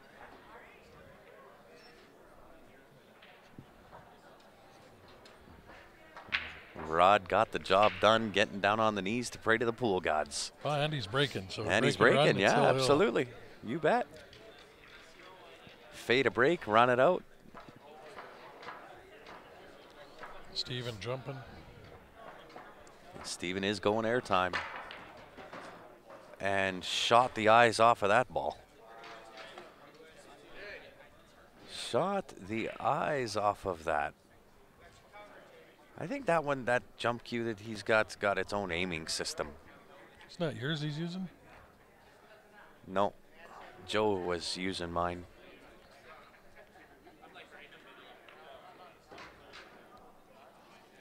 Yeah, that was really well done.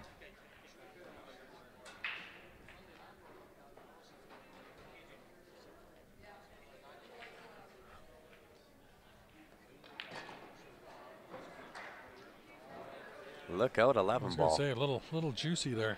He did get a little juicy, a little more than what he wanted, but that should not be any issue. 1 ball, bottom left. Check the left side rail, back up top on top of the 11 ball.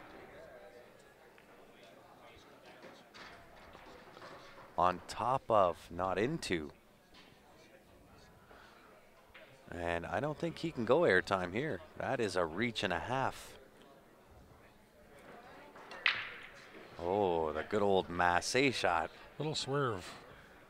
Snooker swerve. The snooker swerve. Oh. And poked it a little too much. That was tough with that reach too. Oh yeah, big time. I mean, if he wasn't reaching, I'd give him about 98% of making that all the time. Yeah, I would agree. And for those wondering, Ryan is now back with us. Oh, yes, I'm back for a bit. Till my bed gods are calling soon. So are mine. Do you play in the morning? I do not. I don't play. I don't even know when I play tomorrow. Well, you can sleep in. I'll come for 9.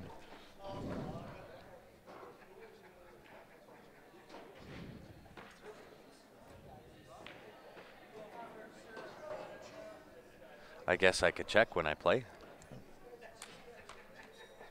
Are you just in 9-ball teams? Noon or 2, one of the two, I think.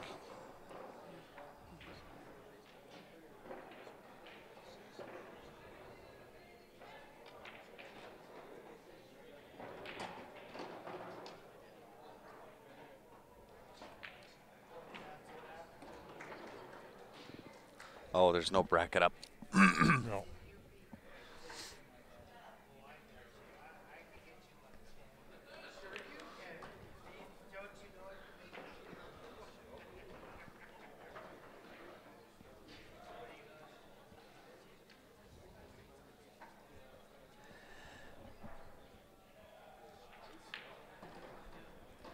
Yeah, for as wacky as Jay strokes and shoots, you don't want to give him ball in head with an open table.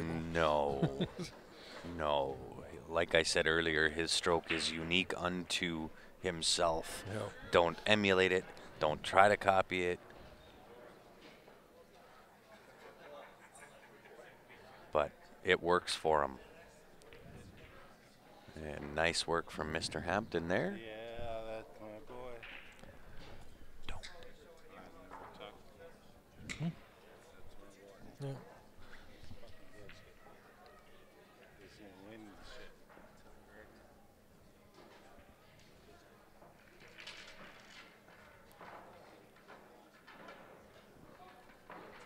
Break and run by Jay here, do him good.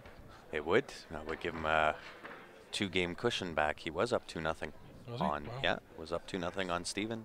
Steven came back, made it 2-2. Well, I don't care if Steven's down 5 or 6, he can come back. But you shoot with a little more confidence if you're up a few games on Steven. Yeah. Because I usually I don't know if you shoot with more confidence, but it's always a good buffer. Yeah. Because that 2-game you're normally down a few games when you start well off that with them. that 2-game cushion on anybody with Steven can evaporate real Yeah. quick.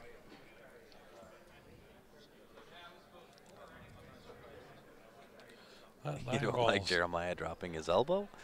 Nine It balls is more messing than stuff up. dropping the elbow. His stroke is like a choo-choo train.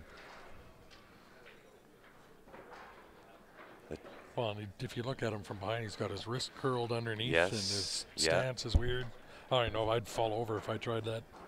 This is why you don't try to emulate it, but he's got it down to a science and to an art. And you know the good thing is, so here's what I like about Jeremiah Hampton's game and the fact that he knows about his stroke. You just kill the chat, or what are you doing? Well, there was an ad. There we go. What I appreciate about it is this. Typically, when people say you have a bad stroke or a terrible stroke or what have you, you try to change it. And that's not what Jeremiah Hampton does. He sticks with it He's stuck because with it well. it works. It works And- for him. And I And played, I like that. I played with Jay on a team for, I think it was almost 4 or 5 years, but that was 15, 16 years ago, and he hasn't changed his stroke. But he's gotten better and better.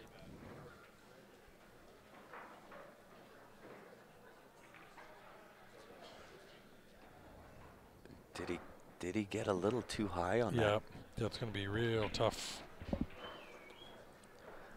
He's gonna maybe go up and back. Yeah. Although the 14's off the rail a little bit. He doesn't have much. No. Nice little It's just soft that 8 ball. inside stroke. Just He like played that that. nice. Yeah, he played that perfect. Off the end rail, back up, 8 to the right-hand top. And he will have that 2-game lead that we were talking about. 2-game cushion. Steven gets up, says that's good. Do you want to count what's there?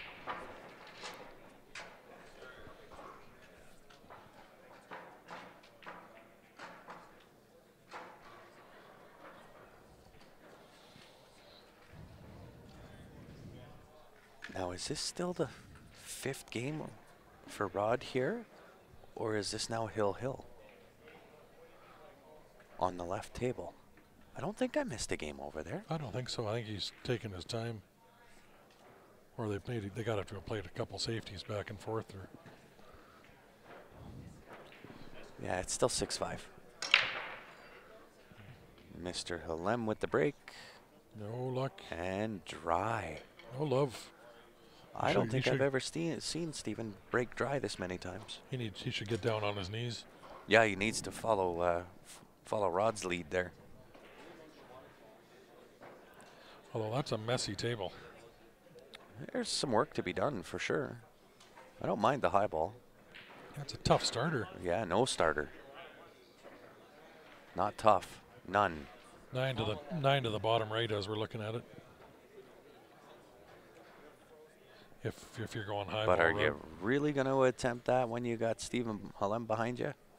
I think you're just going to pot the 1 ball and take what you can get. Well, the 3 sitting there, you got a breakout for the 5 ball, and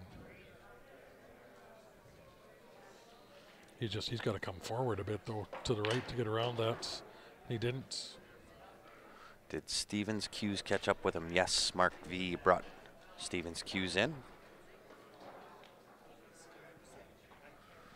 I am playing 9-ball teams. The draw is not up for the advanced 9-ball teams, though.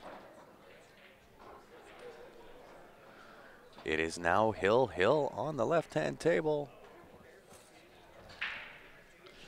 Our favorite game. Absolutely.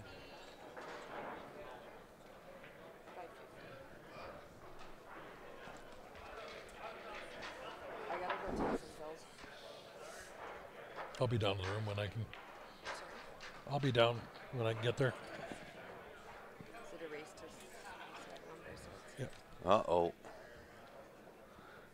It might be trouble for Mr. Hampton here.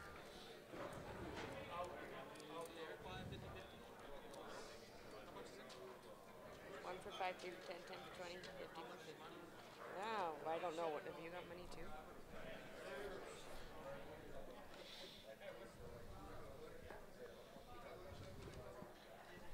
Count that.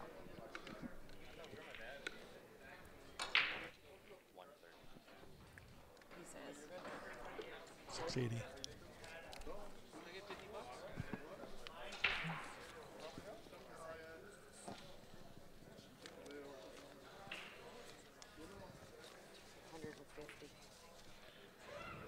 150 in there.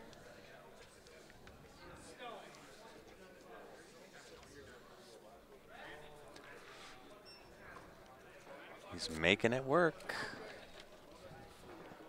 He is making it work. But what do you do from here? Super slam the 2-ball off the rail. Try and break something out. I don't think so. I don't think that's the way. I don't think the 5-4 combination goes into the side. He is looking at it though.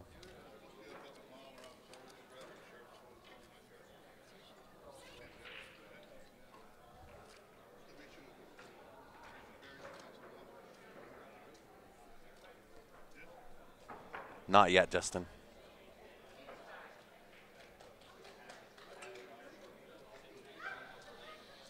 Yeah, Judd is one of my favorite snooker players behind Ronnie.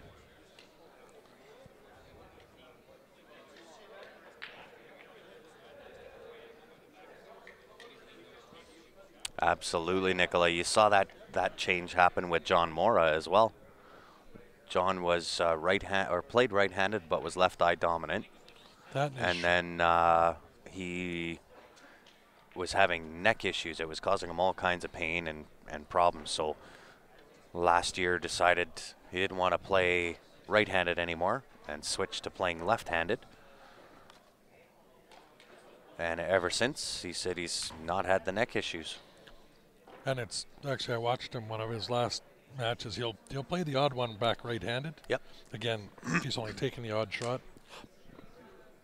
Huge bonus to him now to be ambidextrous shooting. Well, he always played really well left-handed, yeah.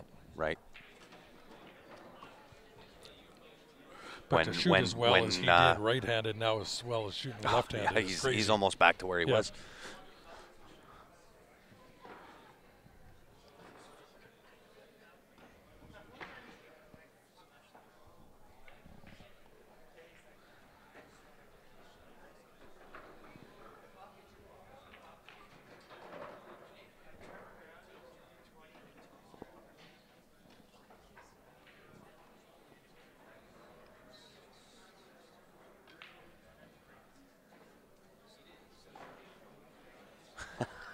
Good one, Nicola.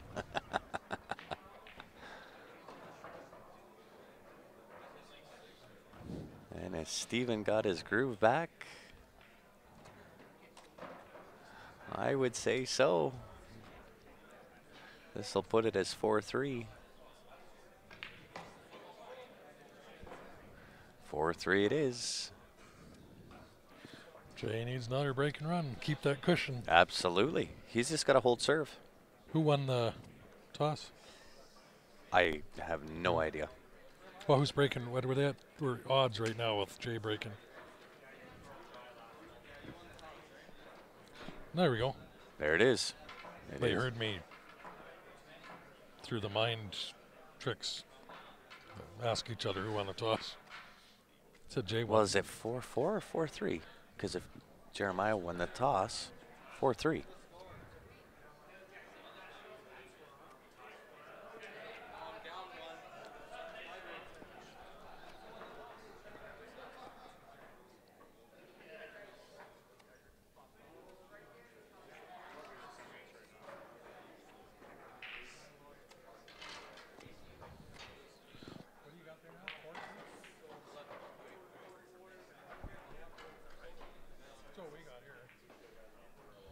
Yeah, they messed up. We had to score. It's 4-3 now, with Steven breaking. Yeah.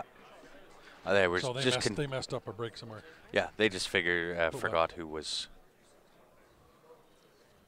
break it was. What ticket? Oh, these? Oh yeah. Thank you, Grant. I'm glad you got that. Put that in there. That's yours. That's yours.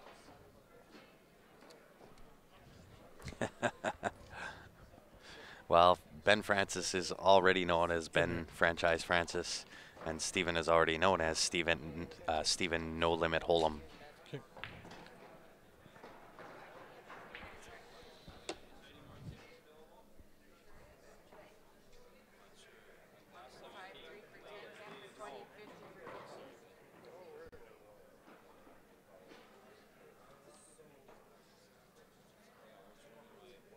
Oh, you want tickets on the queue?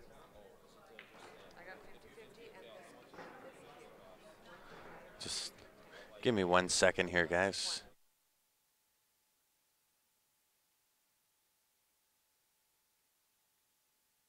That's Grant. This is Ryan. And then the tickets on this were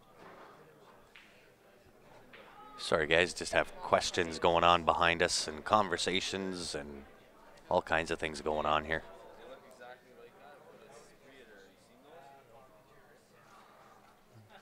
Stephen looking good to make this a tie ball game. And predicted the 2-game cushion, and then I also predicted that it can disappear just as quick. Nice little 2-rail around 8-side pocket. Really nice shot. Well done.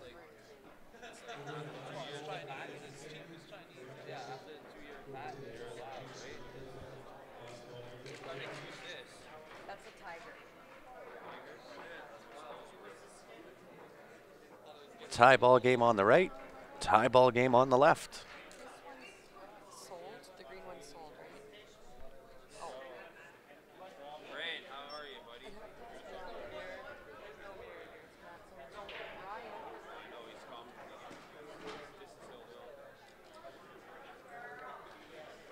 And Rod is in tough here. I believe he's shooting high ball, and he is in tough. Does he take the 14 off the 3? I don't know if he can make it.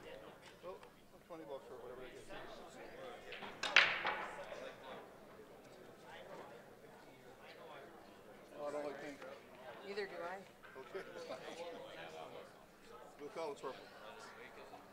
I actually think this was a horrible color. It should never have been invented. Lord, I'll tell you what. There are so many times that I just want to say, guys, look at, we are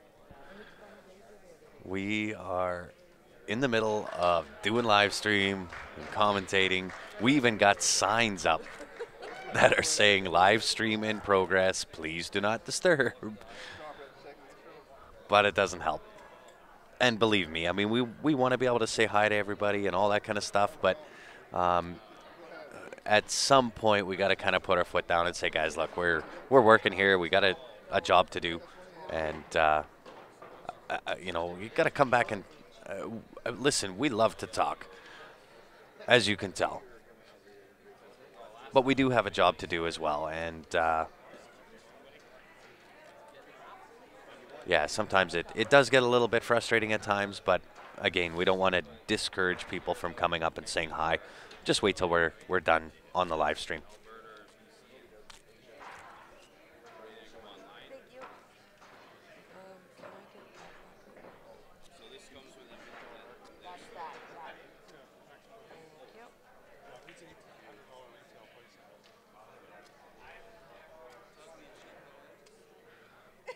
So Ryan Miller at the table on the left. Still some work to do, though. That's 6-1. There are no easy paths into that. I don't think the 6 passes by that. I think it's the 10 ball up at the top left there.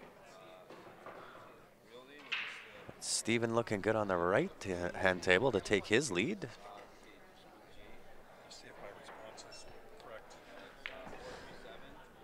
Have to give me a minute here, guys.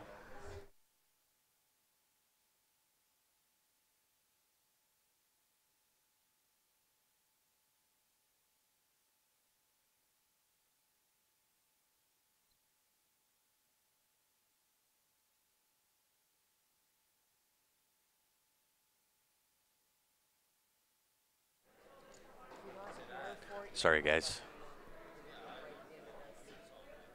It is almost getting to the point where I'm going to put my foot down. I don't mean to be rude. I really don't. I enjoy talking as much as anybody else, and I enjoy meeting everybody. But we do got a job to do here. And you guys, you know what? I apologize. We've got 150 people on here watching, and you know what? I appreciate it. And I apologize for all the interruptions.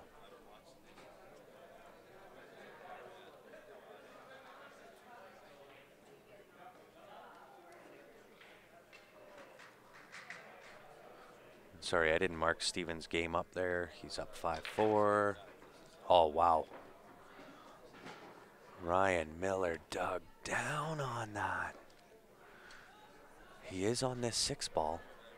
6 into the top left. Going to have to use some inside juice. Shoot the gap between that 8-14 ball.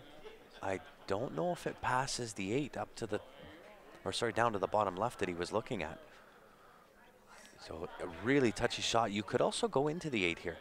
If you can take the 6, come straight across 8 into the 1 ball, that'll send the 1 back down to the, or up to the top right, and the 8. Beautiful shot. Beautiful shot from here. Ryan should be out from here. Without, of course, the commentator's curse coming into effect.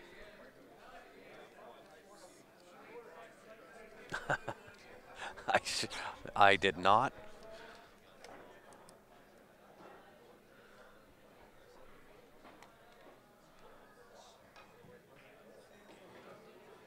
Look out. For the win, Ryan Miller. 8 to the side pocket. Ryan Miller is your winner. He will take on Joe Spence for the hot seat. A-side final coming up.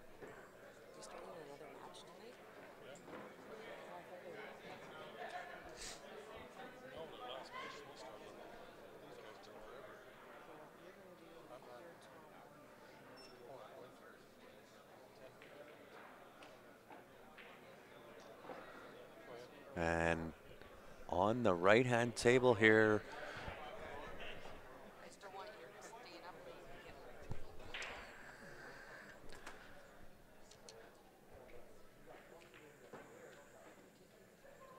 right-hand table, Steven looking good, look outside pocket. Wow, was that ever close? Holy cow.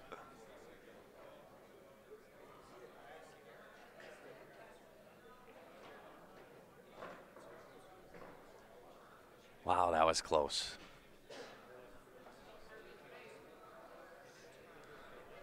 Gonna have to put the juice on this ball. Right hand spin on the cue ball, 7 ball top left hand off the top end rail, and out towards the 8 ball, but underneath the 8 to stick around for the 1 ball. Really nice shot. Now, can he force this ball over? Might see him put a stroke on this for sure. Just like that. Nice shot.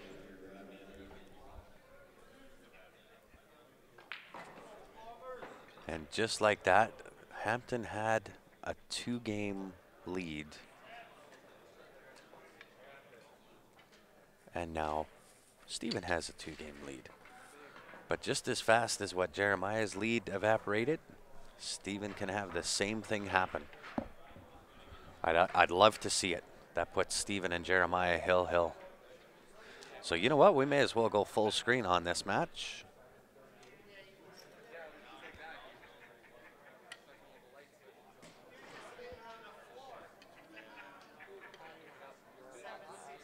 Oh, he's got extra gears beyond extra gears.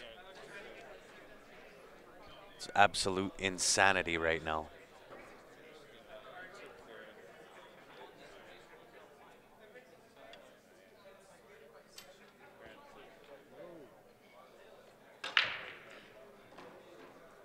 Beautiful break.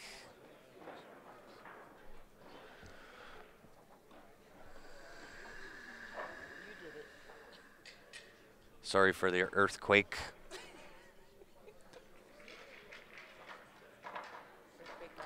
Guys, I'll be back in 5 minutes here.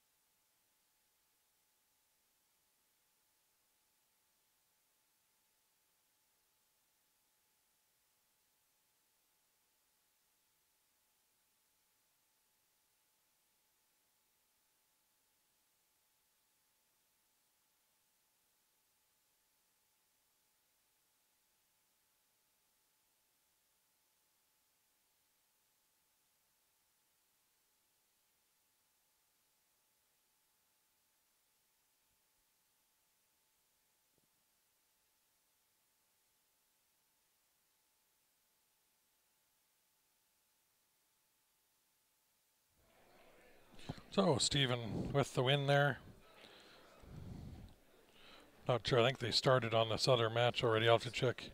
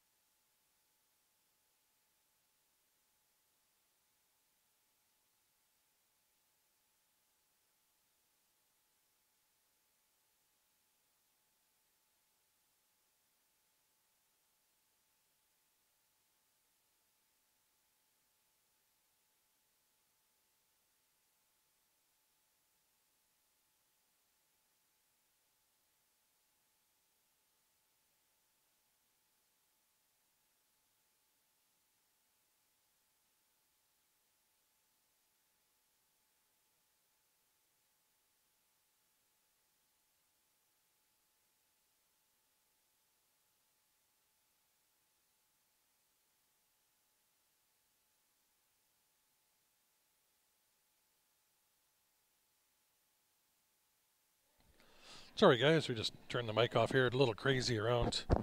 Grant decided he needed to go check the weather. He was getting on his nerves. I know he's in a fair bit of pain.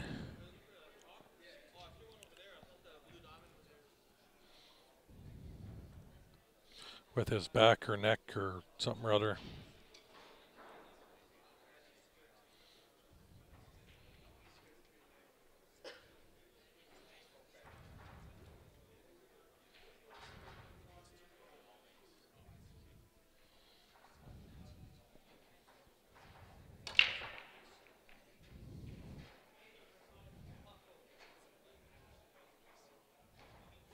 Hey Patrick, how you doing?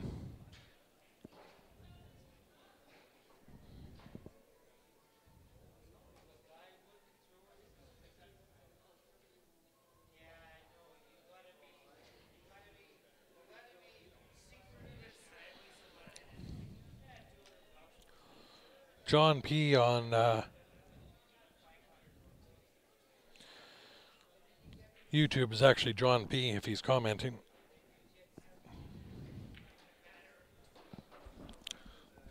It all depends. People's usernames. YouTube's a little different. We see everybody's real names on Facebook, but a little different. Hang on a sec, guys.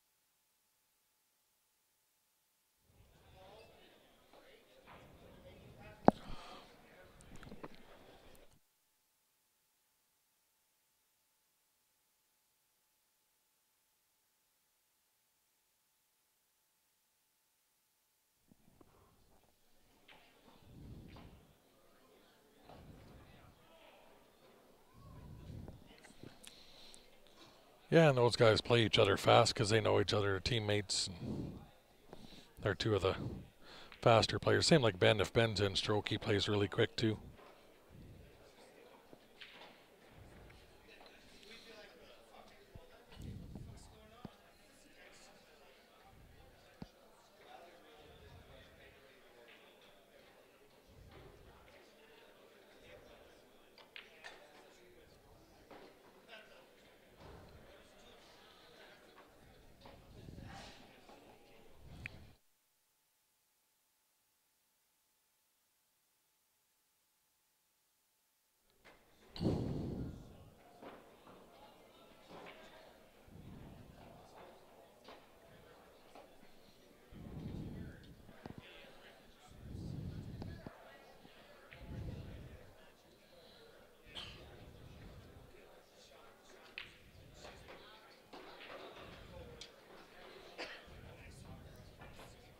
One.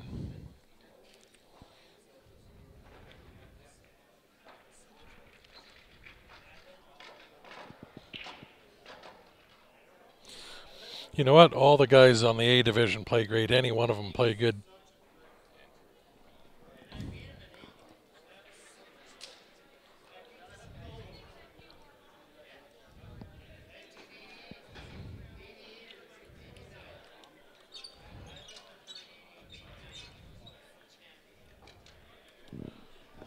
Hey.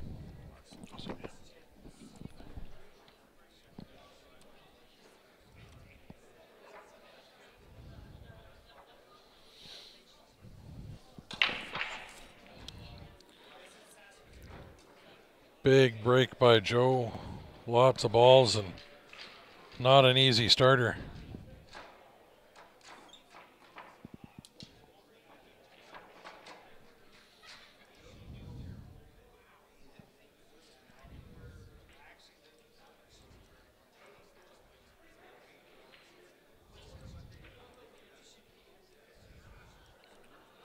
Ryan, it says, is from, all it says is Ontario. Plays out of Big Wigs Billiards. Not sure where that is.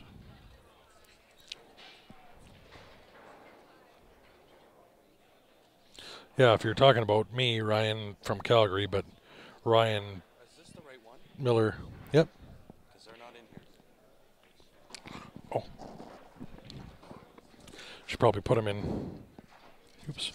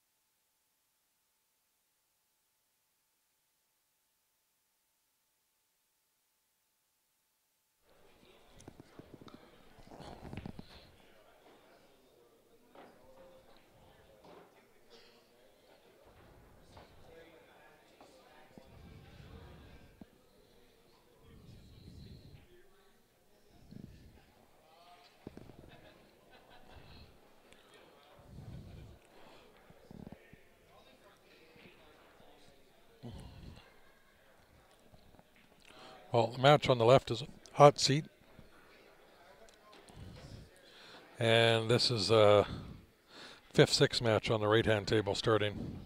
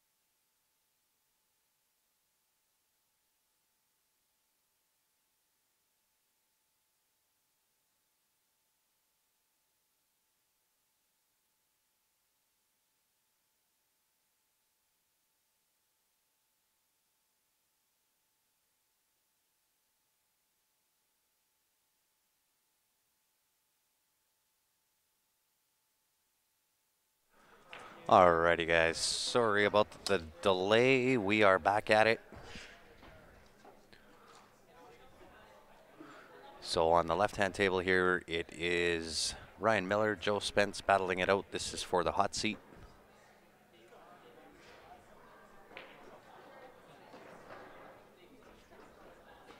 Joe takes a 3-1 lead. And I'm going to find out Andrew and Rod and see where they are at.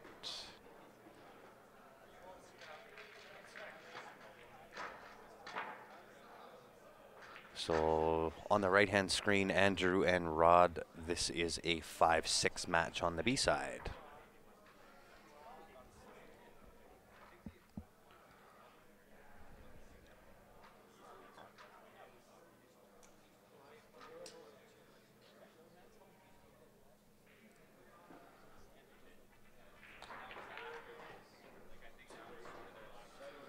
And this is Andrew at the table on the right, looking good. I don't know if we've missed a game over there or not.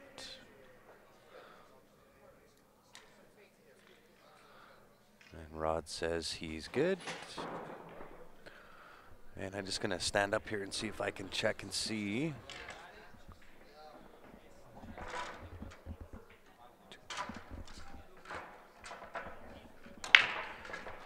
And we are up to date with the scores.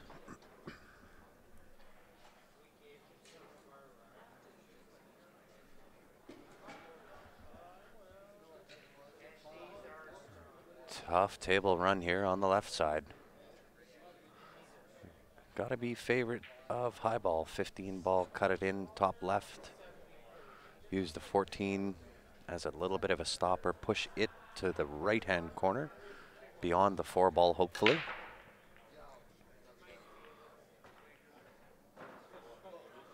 '13 should go by the 9. 12 does go into the side. 11 might be tough.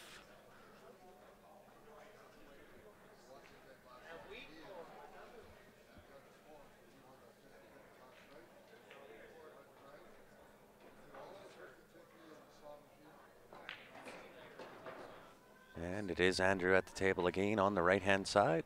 He is shooting high ball.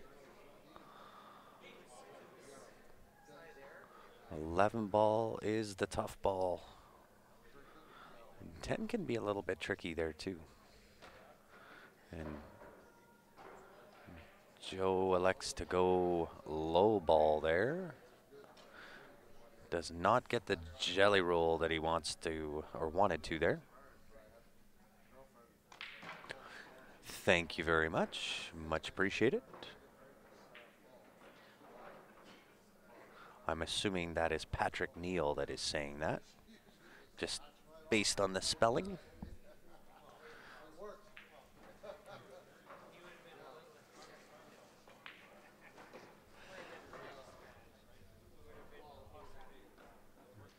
Don't know if that 11 ball will go past the 5 ball. Kind of the same type of shot, 11 into the bottom left corner, draw off the rail. Give yourself angle on the 13. Gotta make the first shot first. Something missing in that ingredient. Joe Spence on the left-hand table looking at the 2 ball off the 15 ball. Great shot.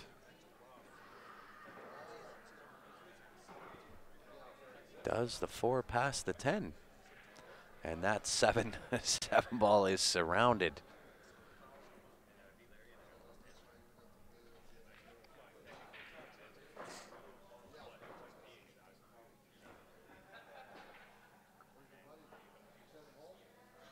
Could you take that 4 ball into that top left, play safe, sink the 4, leave the cue ball, depending on his angle, take the 4 ball, cue ball off that top end rail, and just leave it nicely tucked in behind that 10 ball.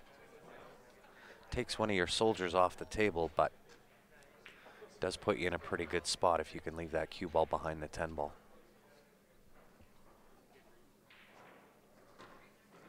And it is Rod on the right-hand table.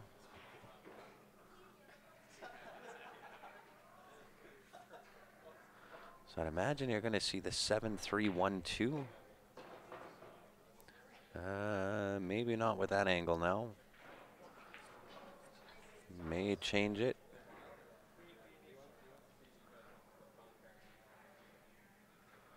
Still can force it here.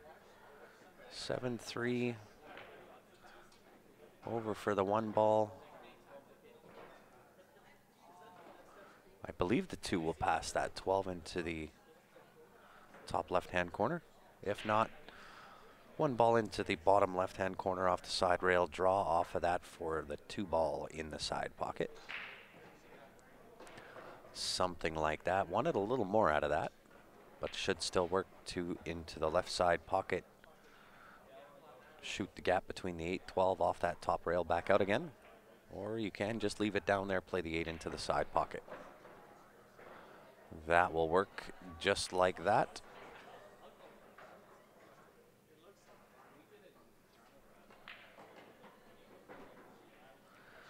Rod makes it a tie ball game on the right-hand side. Joe is still looking at what he wants to do.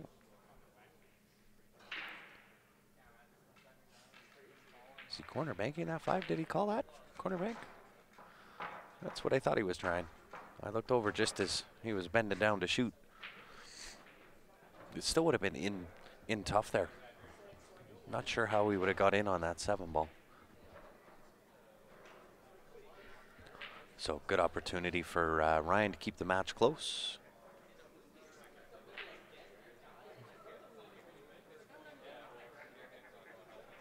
And as soon as these 2 matches are done, these are the final 2 matches of the night. We'll be back up, started again tomorrow morning, 9 o'clock. Hopefully with Facebook again.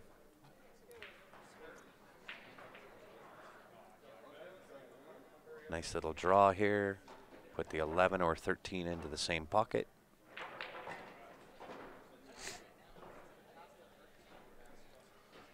And he may draw off that 2 and go down and take that 10 ball. You know what? That's exactly what I would do. 13 ball draw. Take the 10 ball out of the way.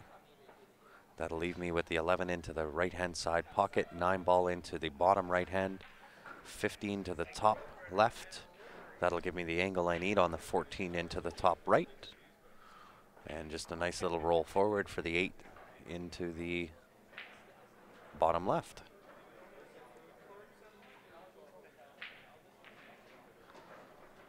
And of course he's going to prove me wrong. That's why he's on that side of the camera and I am on this side of the camera.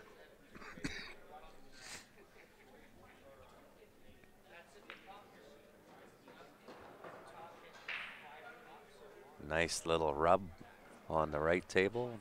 Puts him in on the 7 ball. 2 ball into the same pocket. Not anymore. Now you're going to see 2-6-8.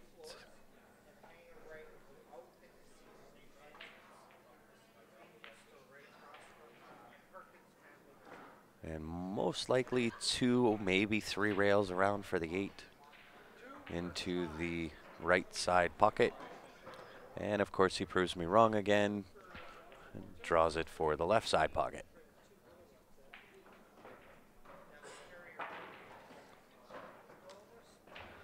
Rod taking the 3-2 lead.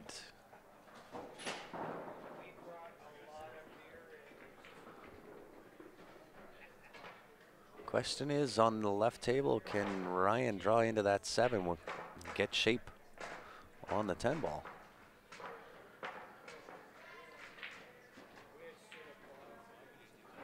That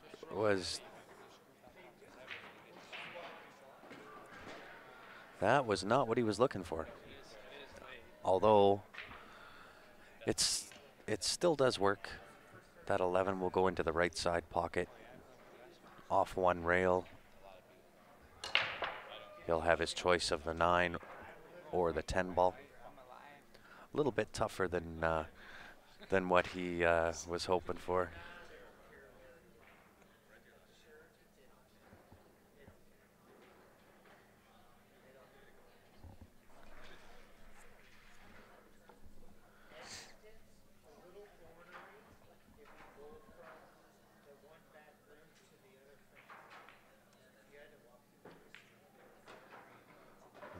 That will work, just like that. 10 ball, 9 ball, 8 ball. Just got to watch your angle here on this 9. You'd rather be to the left of center than to the right of center. Although either way will work. If you're going to go right of the center, you want to go exaggerated right. That will work absolutely perfect. A hit and a stick on the 9 ball. Might draw it a little bit.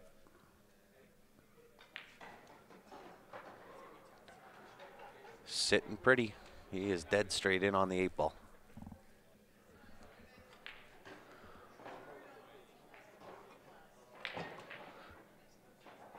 Ryan keeping it close. We are 3-2, 3-2. And we'll give a quick shout out to one of our sponsors. It is Jacoby Custom Cues. It is the home of the Jacoby Black. If you are interested in it, message the page. We'll get back to you with all the details, price, what we can do for you, all of the details.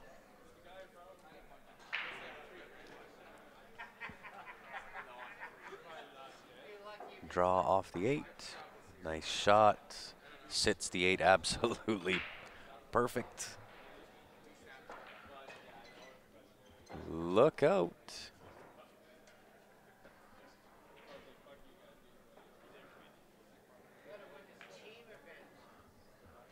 And Rod getting a 2-game cushion. Ryan on the left table with the break, and the Seeing Eye cue ball takes the long dark pathway down to the ball return.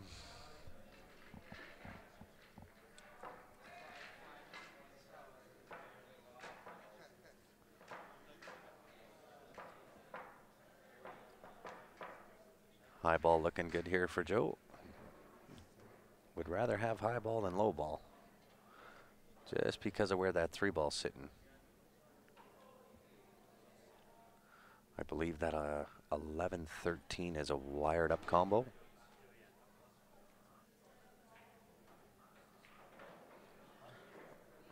Only real trouble for Joe is the 10 ball, but 10 ball will go into this bottom right hand pocket. Can shave it into the top right hand once all the garbage is gone.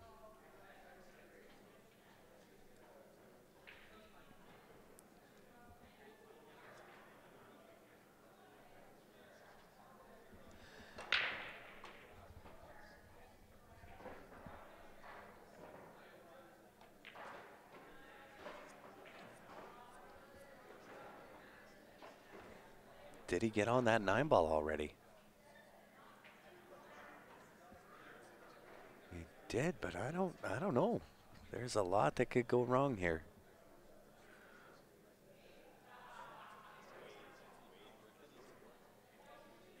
He's going to have to pure the stroke on this if he wants it.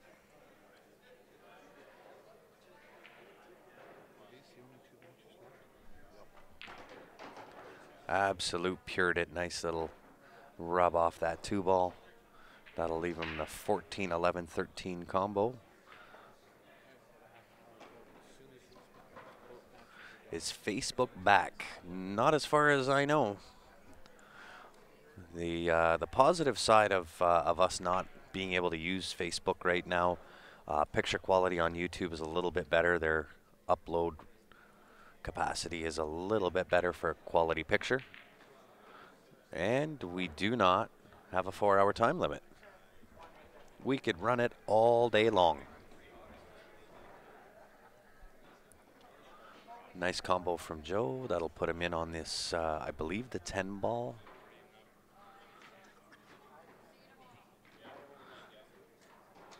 Well done there. Might have got a little bit straight on this 14 ball. And I think if it was me, I'm going to take this 14, but I'm going to try and put that cue ball a little bit farther up. Maybe halfway between where the 14 and the pocket is right now, just to straighten out that angle. Oh, he had it off rail. There was some angle there. If they were double frozen, I'm just going to roll that up just to flatten out that angle a little bit, play into the 3. He didn't need to do that. Nice draw for the 1 pocket shot. And Joe will take his 2-game lead. I'll tell you what, they're playing back and forth, 4-2, 4-2. Whatever happens on the right happens on the left.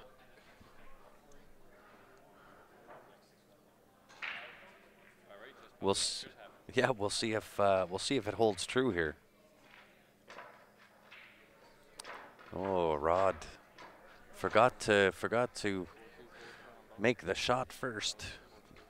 He played the shape, but not the shot. Yeah. Key ingredient. That's a lot of people get wrapped up with their shape. Yeah. Forget about the shot. Yeah. Oh, nice combination from Andrew. Really well done. Unfortunately, he didn't get the good roll there. Thin in on the 2.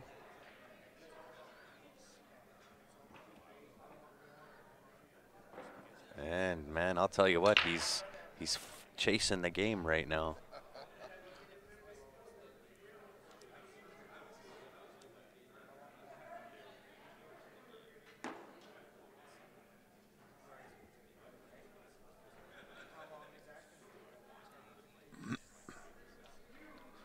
We thought about it, Blaine, but most of our followers are on Facebook. As you can tell, there's 31,000 plus followers on Facebook. I haven't seen as of late what YouTube is at. I think maybe 10% of that.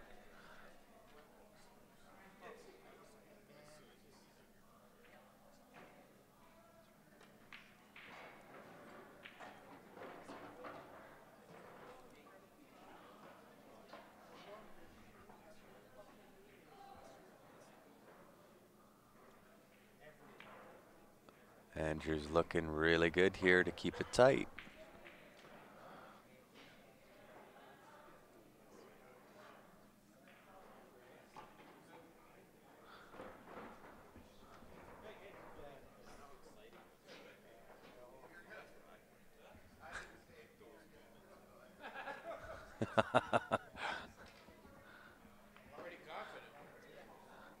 Andrew comes back and makes it close. So with Andrew winning on the right table, I'm going to say Ryan wins on the left table.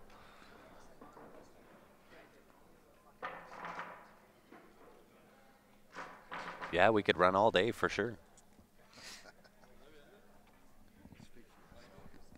Yeah, the stream might be able to run all day, but I don't know if I could put in that many hours. Especially when we're trying to commentate and also play. That's hard. It definitely takes its toll. I believe we're sitting at 12:30 local time. She's been a long day.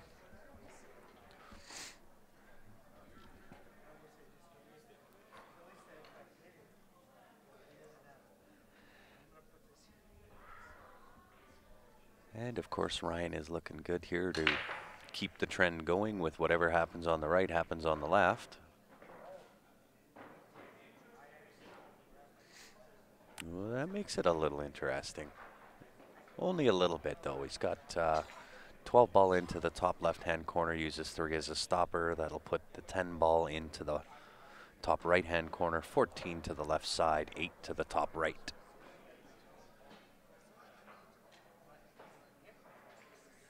Oh, he might be looking at 10 ball into the top left, 2 rails back out. I don't know if I like that.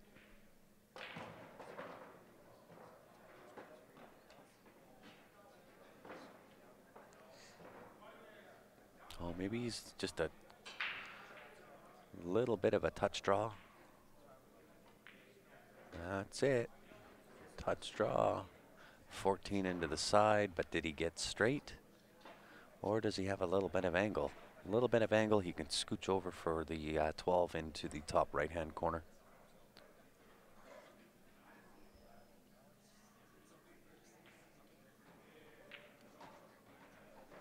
Straight out.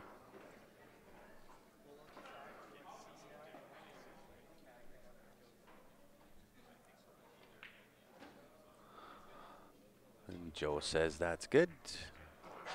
We are holding true.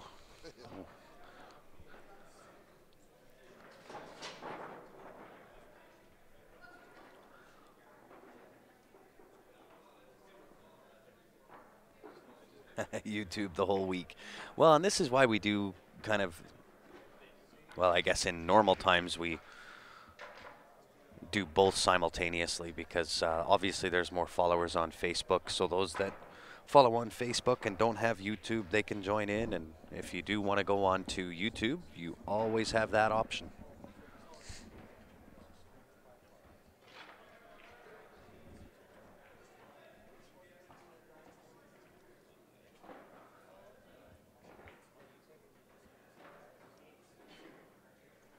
Rod can fill in for us occasionally.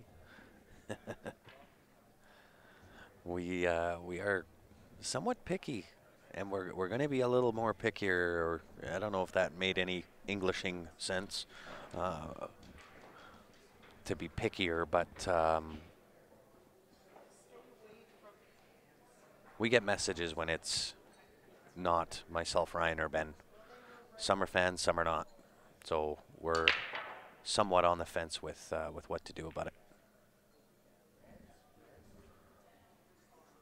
Oh, that 15 sure tickled that pocket. That is a nice shot from Rod on that right table. Controlled that cue ball really well. 5 ball, bottom left, 7 to the bottom right.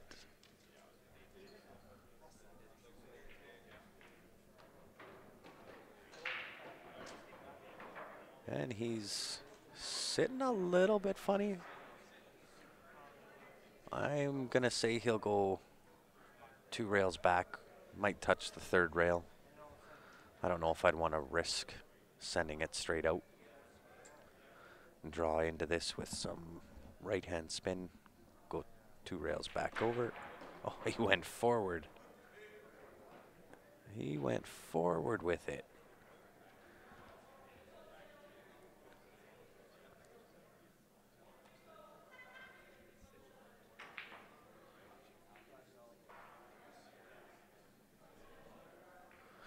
That is very, very true.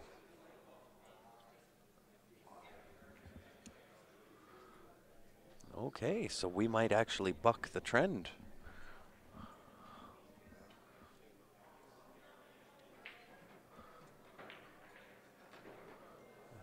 Nice shot from Joe Spence. Nice little control.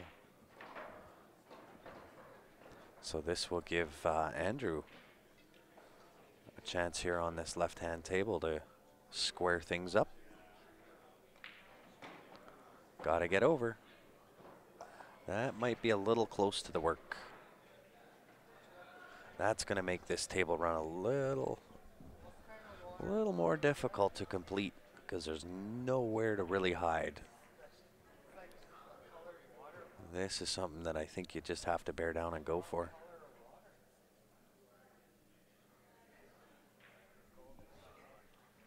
Although, man, that is tough. He is in some tough here. So maybe we won't buck the trend.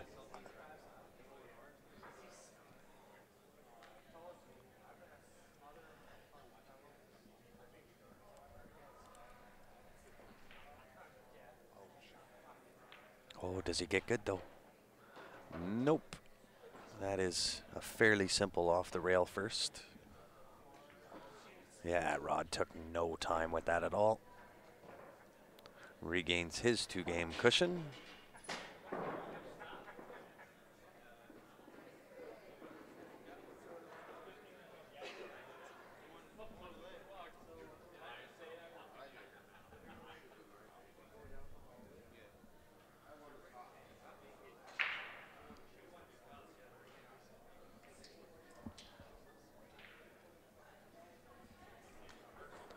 All right, so if Rod regained his 2-game lead on the right-hand table, Joe is going to regain his 2-game lead on the left table.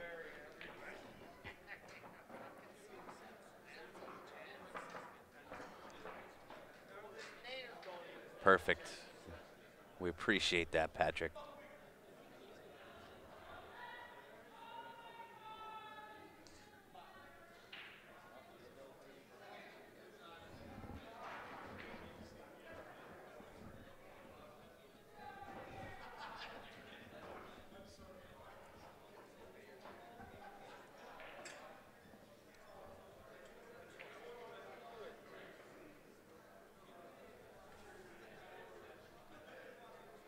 Now it's a question of, I think you got to take the 9-ball here. Or sorry, not the 9-ball. Yeah, you do. You got to take the 9-ball. 9-ball into the bottom left-hand corner. Just straight tops, but just a pocket weight shot.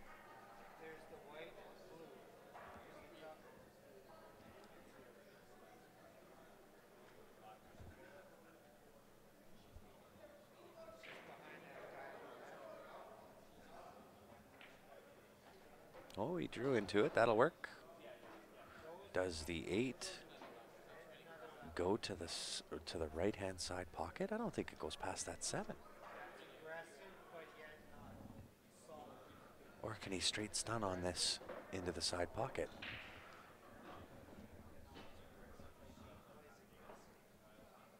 You know what? He could put this in with left-hand spin on the cue ball and come off the side rail down towards this end rail and put the 8 into the same side pocket.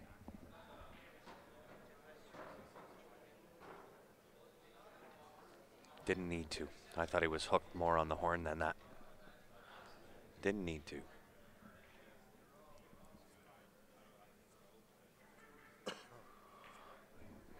Oh my God.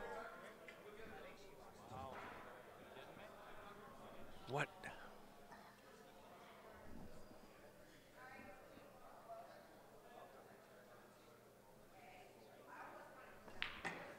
Wow.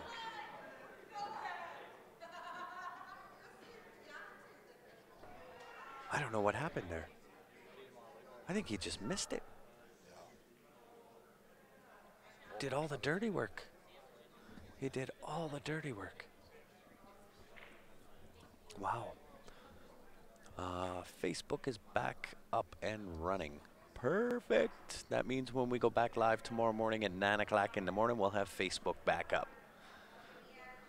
What is my opinion of the big 3 not being able to play CCS next year? Which big 3? Stephen Halem?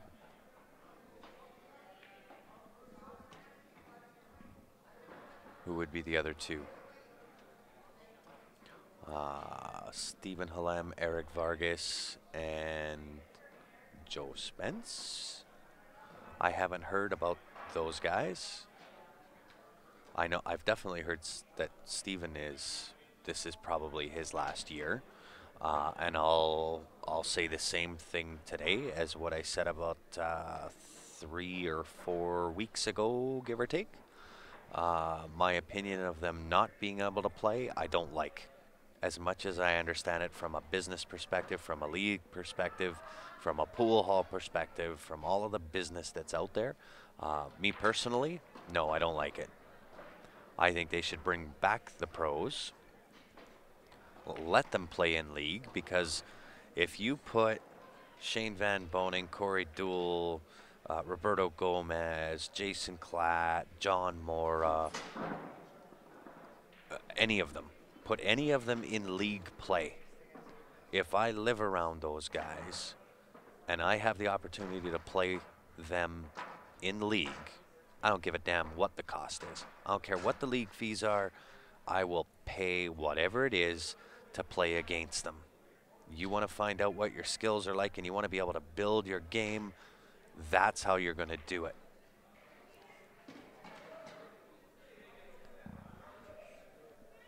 Yeah, and again, you know, like I said, it's only my perspective.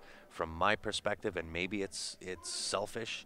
I understand kick the pros out for being too good, and it kind of pushes them to become better in the pro ranks. I get that standpoint, but when you look at it two ways, one personally, and the other one for the betterment of pool as a game, as a sport, I want to have the pros play league. Now, I'm probably one of about 5% of league players that feel that way. But for me, I don't give a damn what the league fees are. I will pay whatever the league fee is, be it $50 a week, I don't care. I'll play against them.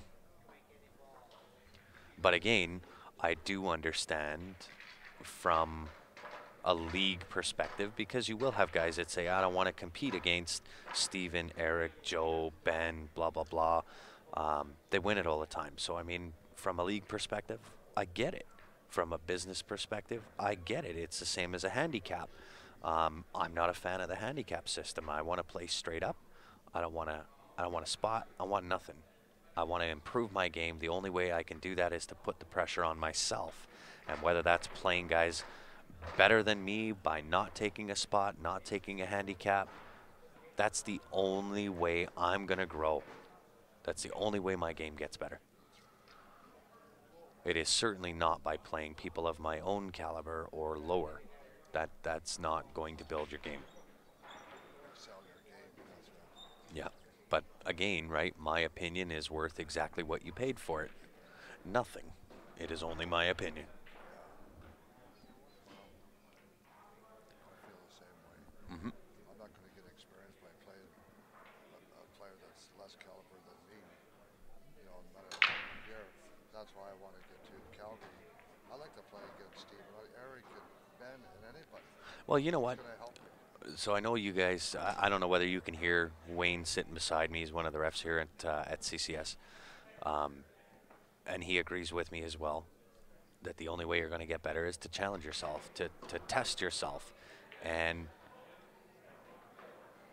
it really is the only thing you can do to improve your game. I also think if you bring those pros back into pool and you could promote them. You look at what Jeanette Lee has done for the APA, okay? A pro player, she's back. You can play against her. She does play, I believe, or her intention is to play when she retires from the pro ranks. That's what this game needs, is the ambassadorship. And right now, it doesn't have it because the pros go out, they're on their own. They might get sponsors. And understand, guys, when you're a pro, very few get cash sponsor. Very, very few get the cash sponsor. A lot of the guys that are sponsored out there, you get a cue, you get a glove, you get some chalk, you get all your gear, you get that kind of stuff sponsored. But when it comes to actual money, that's what's missing in the sport. Say hi to the striped knight for me. I will do, Tyson. Wayne Tyson says hi. Tyson, how'd you like the game tonight? Chicago beat Toronto. Yeah. Ha ha ha. So they should be able to play, or they should be playing versus Shane Van Boning, etc. in the U.S. Open 9-ball. Stephen Halem will be there. I've actually talked to Stephen about going to Derby City as well. And I know Eric did want to go down to the U.S. Open, but he didn't get his entry in time, and they are stocked full. Aren't they on a waiting list? They're total wait list. Is that right? Yeah. No, and me neither, right? Cheddar for 20. I'm not sure who that is, but I got to go by your handle there. I absolutely agree. Roberto Gomez, Shane Van Boning, Alex Pagulayan, Corey Deuel, bring them all. Bring them all back into the leagues. Use them as the ambassadorship that I think they could give to the sport, and use the APA formula. Look at what Jeanette Lee did. But again, that's what my opinions are. I do agree with you, because every person I think wants to excel in their game, but if you don't have the people that are stronger than you to play against, That you ain't gonna excel. I agree, and I mean, there's always two sides to the coin. There's always two sharp ends on a sword. On one hand, yes, it pushes the pros to become better when you look at a guy like Stephen Halem or Eric Vargas or Ben Francis or any of those guys that are on the Jet Setters team. I get the point. Push them out of league, get them out of their comfort zone, make them go play the U.S. Opens and so on and so forth. But my point, I guess my rebuttal to that is you're going to see Steven go down to the U.S. Open anyway. You're going to see Eric go to the U.S. Open. You're going to see Ben go to U.S. Open and Derby Cities and so on and so forth. Those guys are naturally going to progress there. But while they do that, the rest of us get abandoned and we don't get the ability to play them, right? And I think transversely, what'll end up happening is if you bring those pros back into league play and we average guys start playing them, that means we get better as the average guys. Now, once the average guys level go up, what do you think is going to happen with the pros? We start pushing the pros and their level goes up. Yeah, but I think what we need more here in Canada, especially in Alberta, is have a junior league. That would really, if you get the juniors, start playing the younger kids, because we're not getting any younger anymore. And like John, he's going to China, stuff like that. Yeah, for sure. So You got we need juniors. Yeah, well, I mean, we may be going down in July to bring you the largest juniors event put on by the VNEA. That may happen. We're not sure yet, but they've asked us to put in some numbers. But I get both sides. It's the same as bars running a handicap tournament. I'm not a fan of the handicap. I don't like it. But does that mean I'm not going to play? No, of course. I'm going to go play at my local pool hall because that's the tournament that's available to me. But that doesn't mean I necessarily have to like it. I don't like the handicap. I don't like the spot.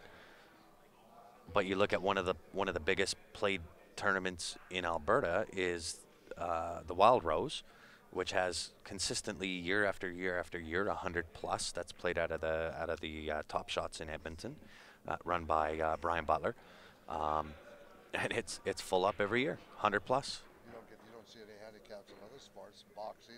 No, come on. You don't see. You know what? You look at the NHL. You look at NBA. You look at football. There's no handicap. I'd like to play a person straight. Could you imagine? We got Johnny Goudreau on our hockey club on the Calgary Flames. Could you imagine if he would have come up through a handicap system, Yeah. right? Saying, look, and I'm half the size of what you guys are. He would have never been pushed. He'd have never been challenged, and he wouldn't be the hockey player that he is today, For sure.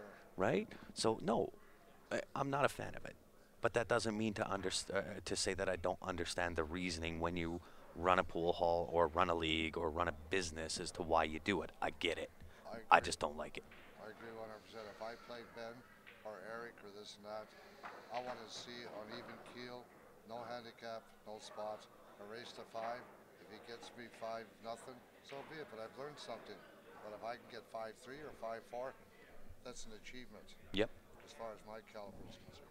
Yep.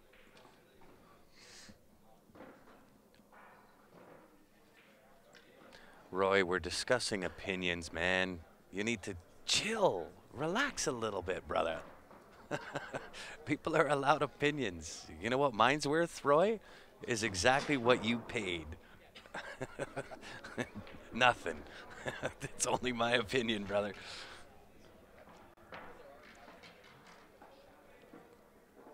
Is it hill on the right? You know what? I don't even know. I went off on this whole tangent and now I'm all lost on the scores.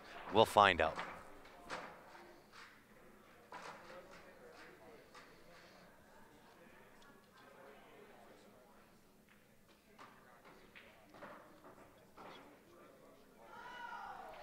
Yeah, but when you word that, Roy, like, are you kidding me?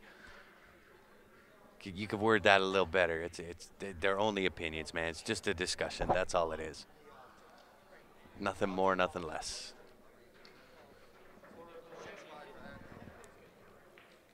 Okay, 6-5 for Andrew.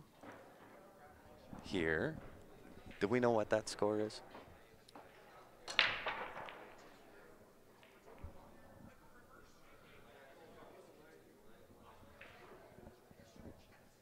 Right? This is interesting, watching this. It's just sure different. I think my eyes. But Roy, listen. It's all good, my man. It's all good. Don't take it personally. I don't. It's only an opinion. That's all it's for. And you know what? I do try to see it from both sides, or, maybe there's 3 different sides. You've got our perspective being league players versus the league operators versus pool room owners. And then you got to take into the perspective of the pros. Do the pros want to play in league? I don't know. I'd love it if they did.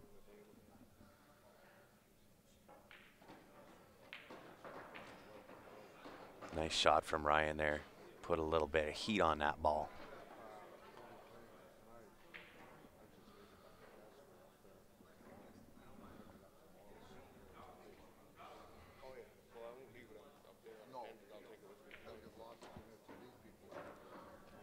Ryan gains 1 again. 5-4. 5-4 on the left. 6-5 on the right.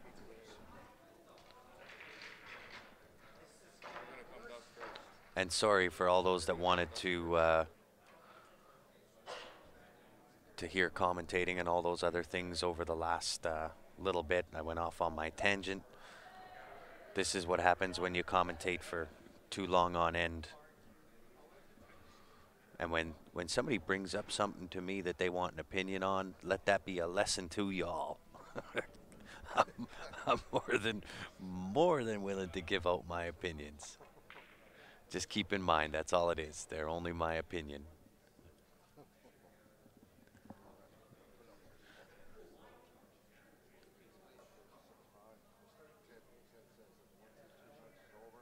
One 1-800 cry baby.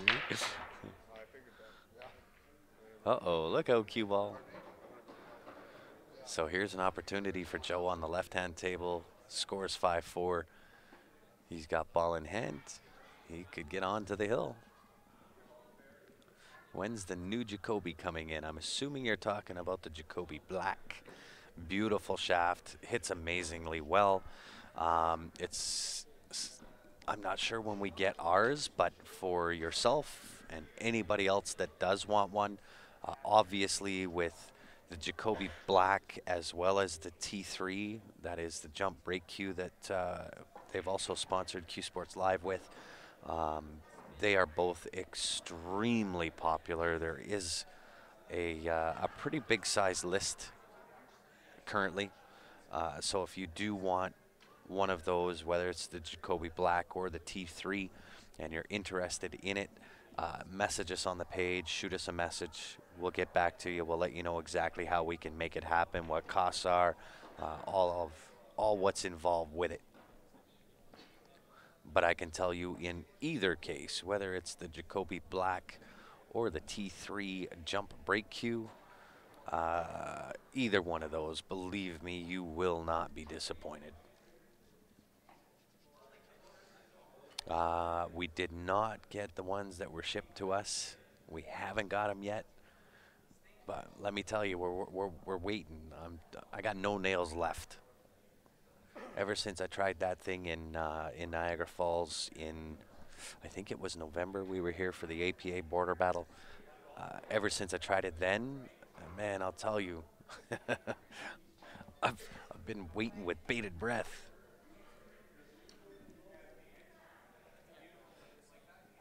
It's going to be a nookie cookie. I don't know if it would be a nookie cookie.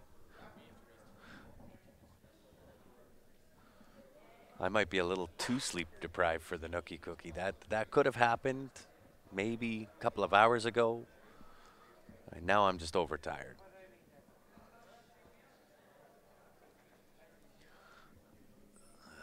would like to see a demo, for sure. We do have one of the Jacoby Blacks with us. So if you are in and around the Niagara Falls area, you want to come and have a look, come check it out. I'll let you take it out for a test run.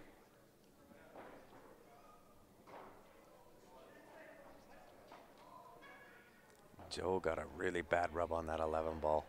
May have to take this 4 ball. Cut the 4 ball in. But I can certainly show you what it looks like. I'll actually take maybe when Steven is in the room, I'll take his Revo shaft and hold it up to the camera and show you the difference. I don't know how much you're going to be able to see on camera, but I can certainly try. I can tell you what the differences are. Hit-wise, not a huge amount of difference as far as the hit goes. They're both obviously carbon fiber shafts, so the transfer of power is there. The hit is phenomenal with the transfer of power, more so than what you're going to get out of a wood shaft. But the Jacoby Black, the tip on that comes in at 12.3. The Jacoby comes in at either 12.4 or 12.9. The biggest difference between the two is the taper on the Jacoby shaft. It is tapered like a Pro Edge shaft, where the Revo is not. It's just one straight run down. So that is kind of the biggest difference between them. And I'd like to say Joe took over that pocket, but I don't think he did. I think the 15 will sneak by that 4 ball in the top left-hand corner. What time is it here? We are 1 o'clock in the morning.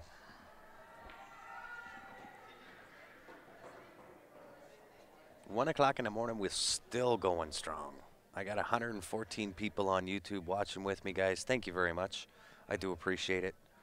Without you guys being here, it would be a very, very difficult stream. So I appreciate y'all hanging out with me.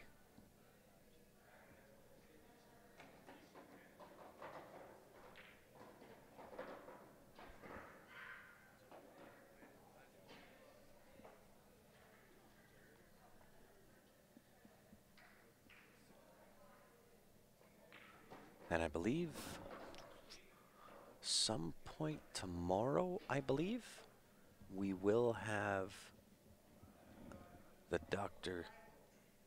Tom Rossman, Dr. Q, in the house. We'll bring you his entire show.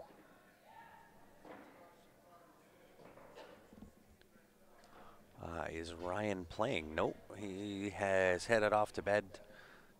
Typically with the CSL crew, you're going to get myself, who's more of a night owl than Ryan is. So Ryan will be back here at 9 o'clock tomorrow morning. I will not be here at 9 o'clock tomorrow morning. So instead of all of us getting up and putting in crazy hours, it would have been, I don't know, 15 or 16 hours had we all got up and all been here at 9 o'clock this morning. So I don't mind staying and doing the late night shift. And then Ryan takes the morning shift.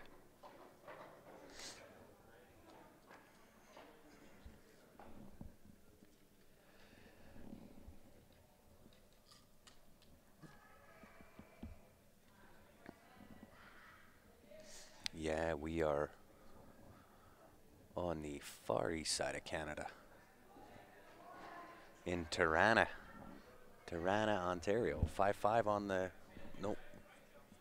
Oh, 6-6. They are hill on the right side. I did. I played in both, and I did not do very well in either one of them. I guess I did okay in the 8-ball, but by the time I finished, there's no way I could have continued playing on. So in that regard, I'm kind of glad that my opponent got the better of me.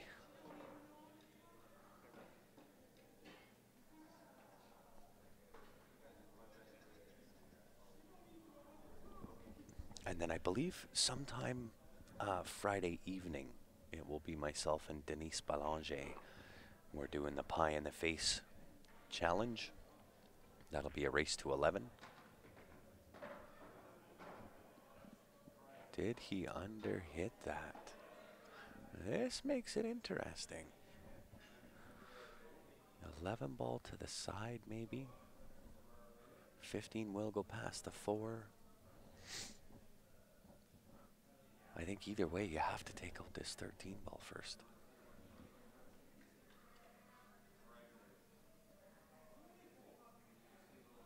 I play in the B level in CCS.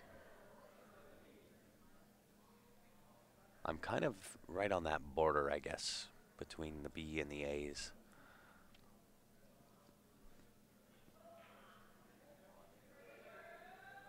But I haven't won the B, so I keep playing in the B.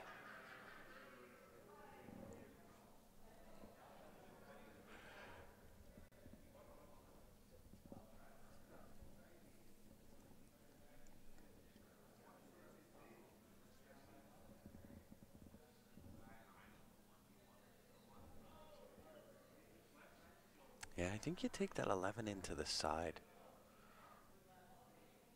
The only thing you gotta watch there is that you don't hook yourself with the 2 ball.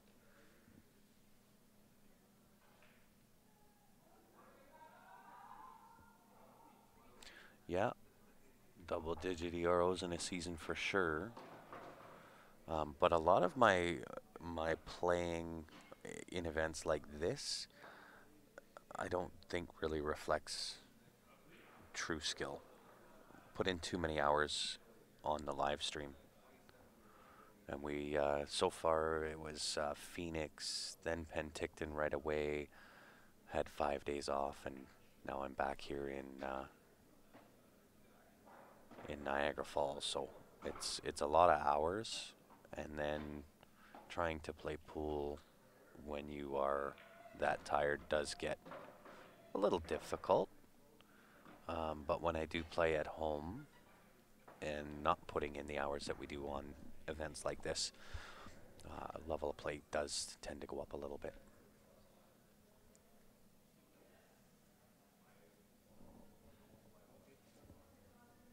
Well, it's different in the fact that I don't have to really worry about the stream or commentary or who's doing what, when, where, and why. And I'll tell you what, Ryan got a jelly roll there. Come in behind, smacked the 8 in the backside, and got the good roll.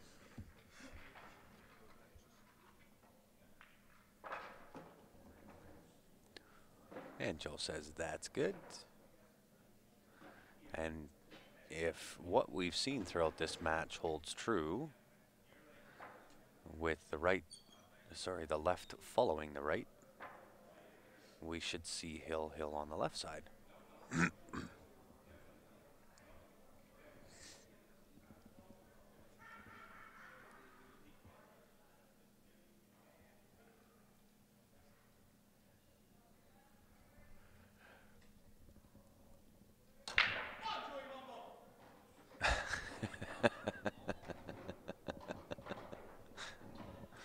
I don't know if you guys could hear that or not, but after that break, Stephen Eldheim, come on, Joey Mumbo.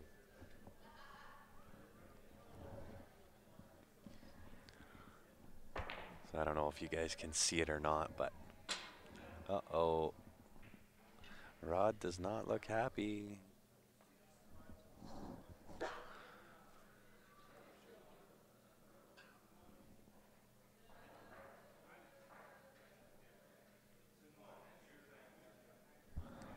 And I just want to show you this here real quick. I'll wait until they're done shooting, but I want to show you this.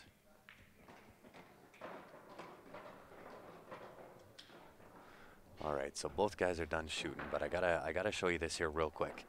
So this is the kind of support that teammates give each other. So you've got Joe Spence playing, and then you got Ben Francis, Eric Vargas, and Stephen Halem, as well as Russ Whittle, all sitting there rooting for their teammate. So that's the kind of roadies that these guys are. They win together, they play together, they ride together. Really, really good to see. You know what? I'm not sure how Russ Whittle did, to be honest.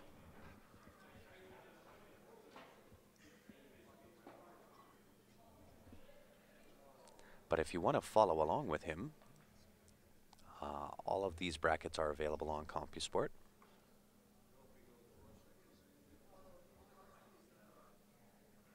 And that's the thing I really like about those guys and the type of team that they are. It's 1 o'clock in the morning. Steven doesn't have to play. Eric doesn't have to play. Ben doesn't have to play. But here they are rooting on their teammate.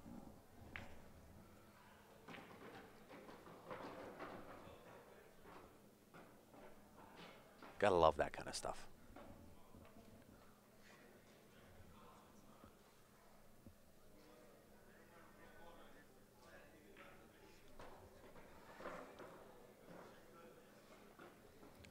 Wow. That is going to make it really tough for Rod here. He may have to take this corner bank.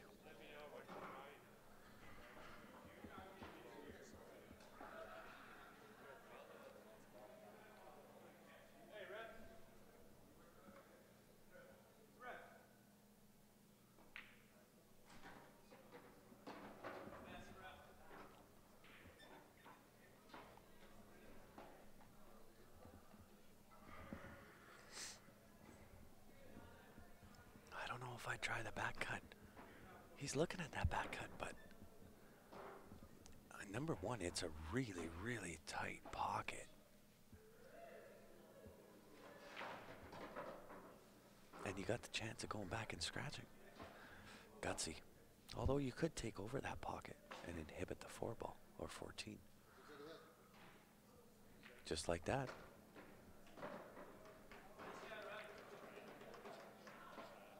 So an offense and defensive shot at the same time.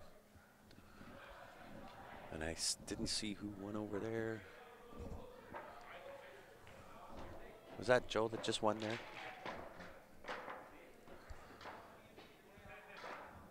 I was too busy watching on the right-hand table and missed what happened on the left. So Joe Spence on the hill. Ryan up to break. Break and run. And we'll have both tables following each other the whole way through. Oh, no doubt. It's been a long day of pool. And I'll be honest, I don't know if I have that kind of energy to get through this amount of this much pool in a day. I don't know if I got that kind of energy. But I'll tell you what, man, I give my hats off to these guys.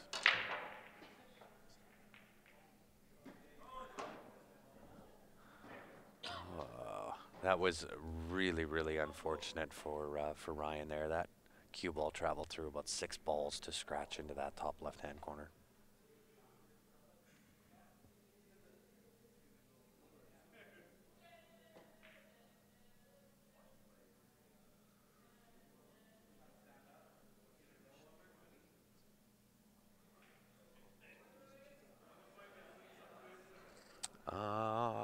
Yes and no, Kelly.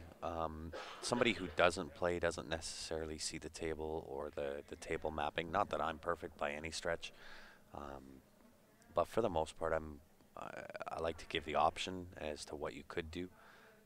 That's my style of commentating. I don't like to say, oh, this is what he's going to do, and if he doesn't, then that's not right. But I want to give you the options on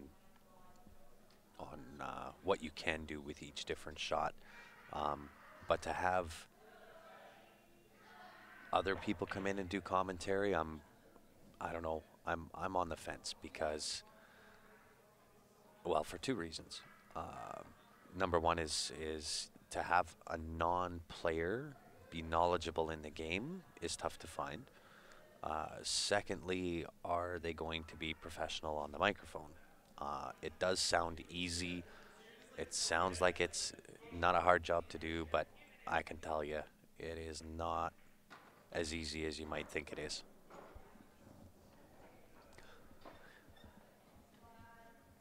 It's hard to sit here and talk to yourself and just read comments and find things to talk about or tangents to go on or so on and so forth.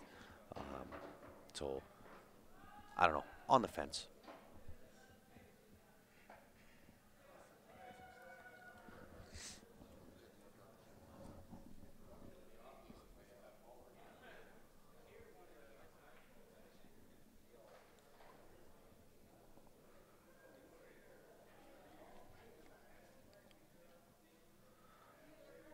So Rod here with the chance to cinch the match. That's it.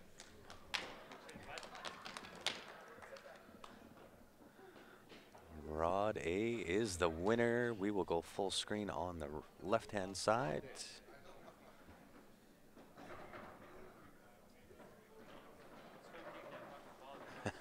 Yeah. That is much easier said than done. Really nice shot from Joe there. That puts him in perfect on this 10 ball. 10 ball will lead to the 11-14 down on the, or sorry, down on up at the right hand side of the table. Both of those will lead him to the 12 ball. It's Joe time. And you're probably going to see him take the 14 ball here first. So he does have decisions to make. Does he want to take the 14 off the top rail back for the 11? Oh, he is going 11 first. Look out, 4 ball. Oh, so well done. So well done. That was a gutsy shot. That 4 ball could have come into play and that would have just ruined his day.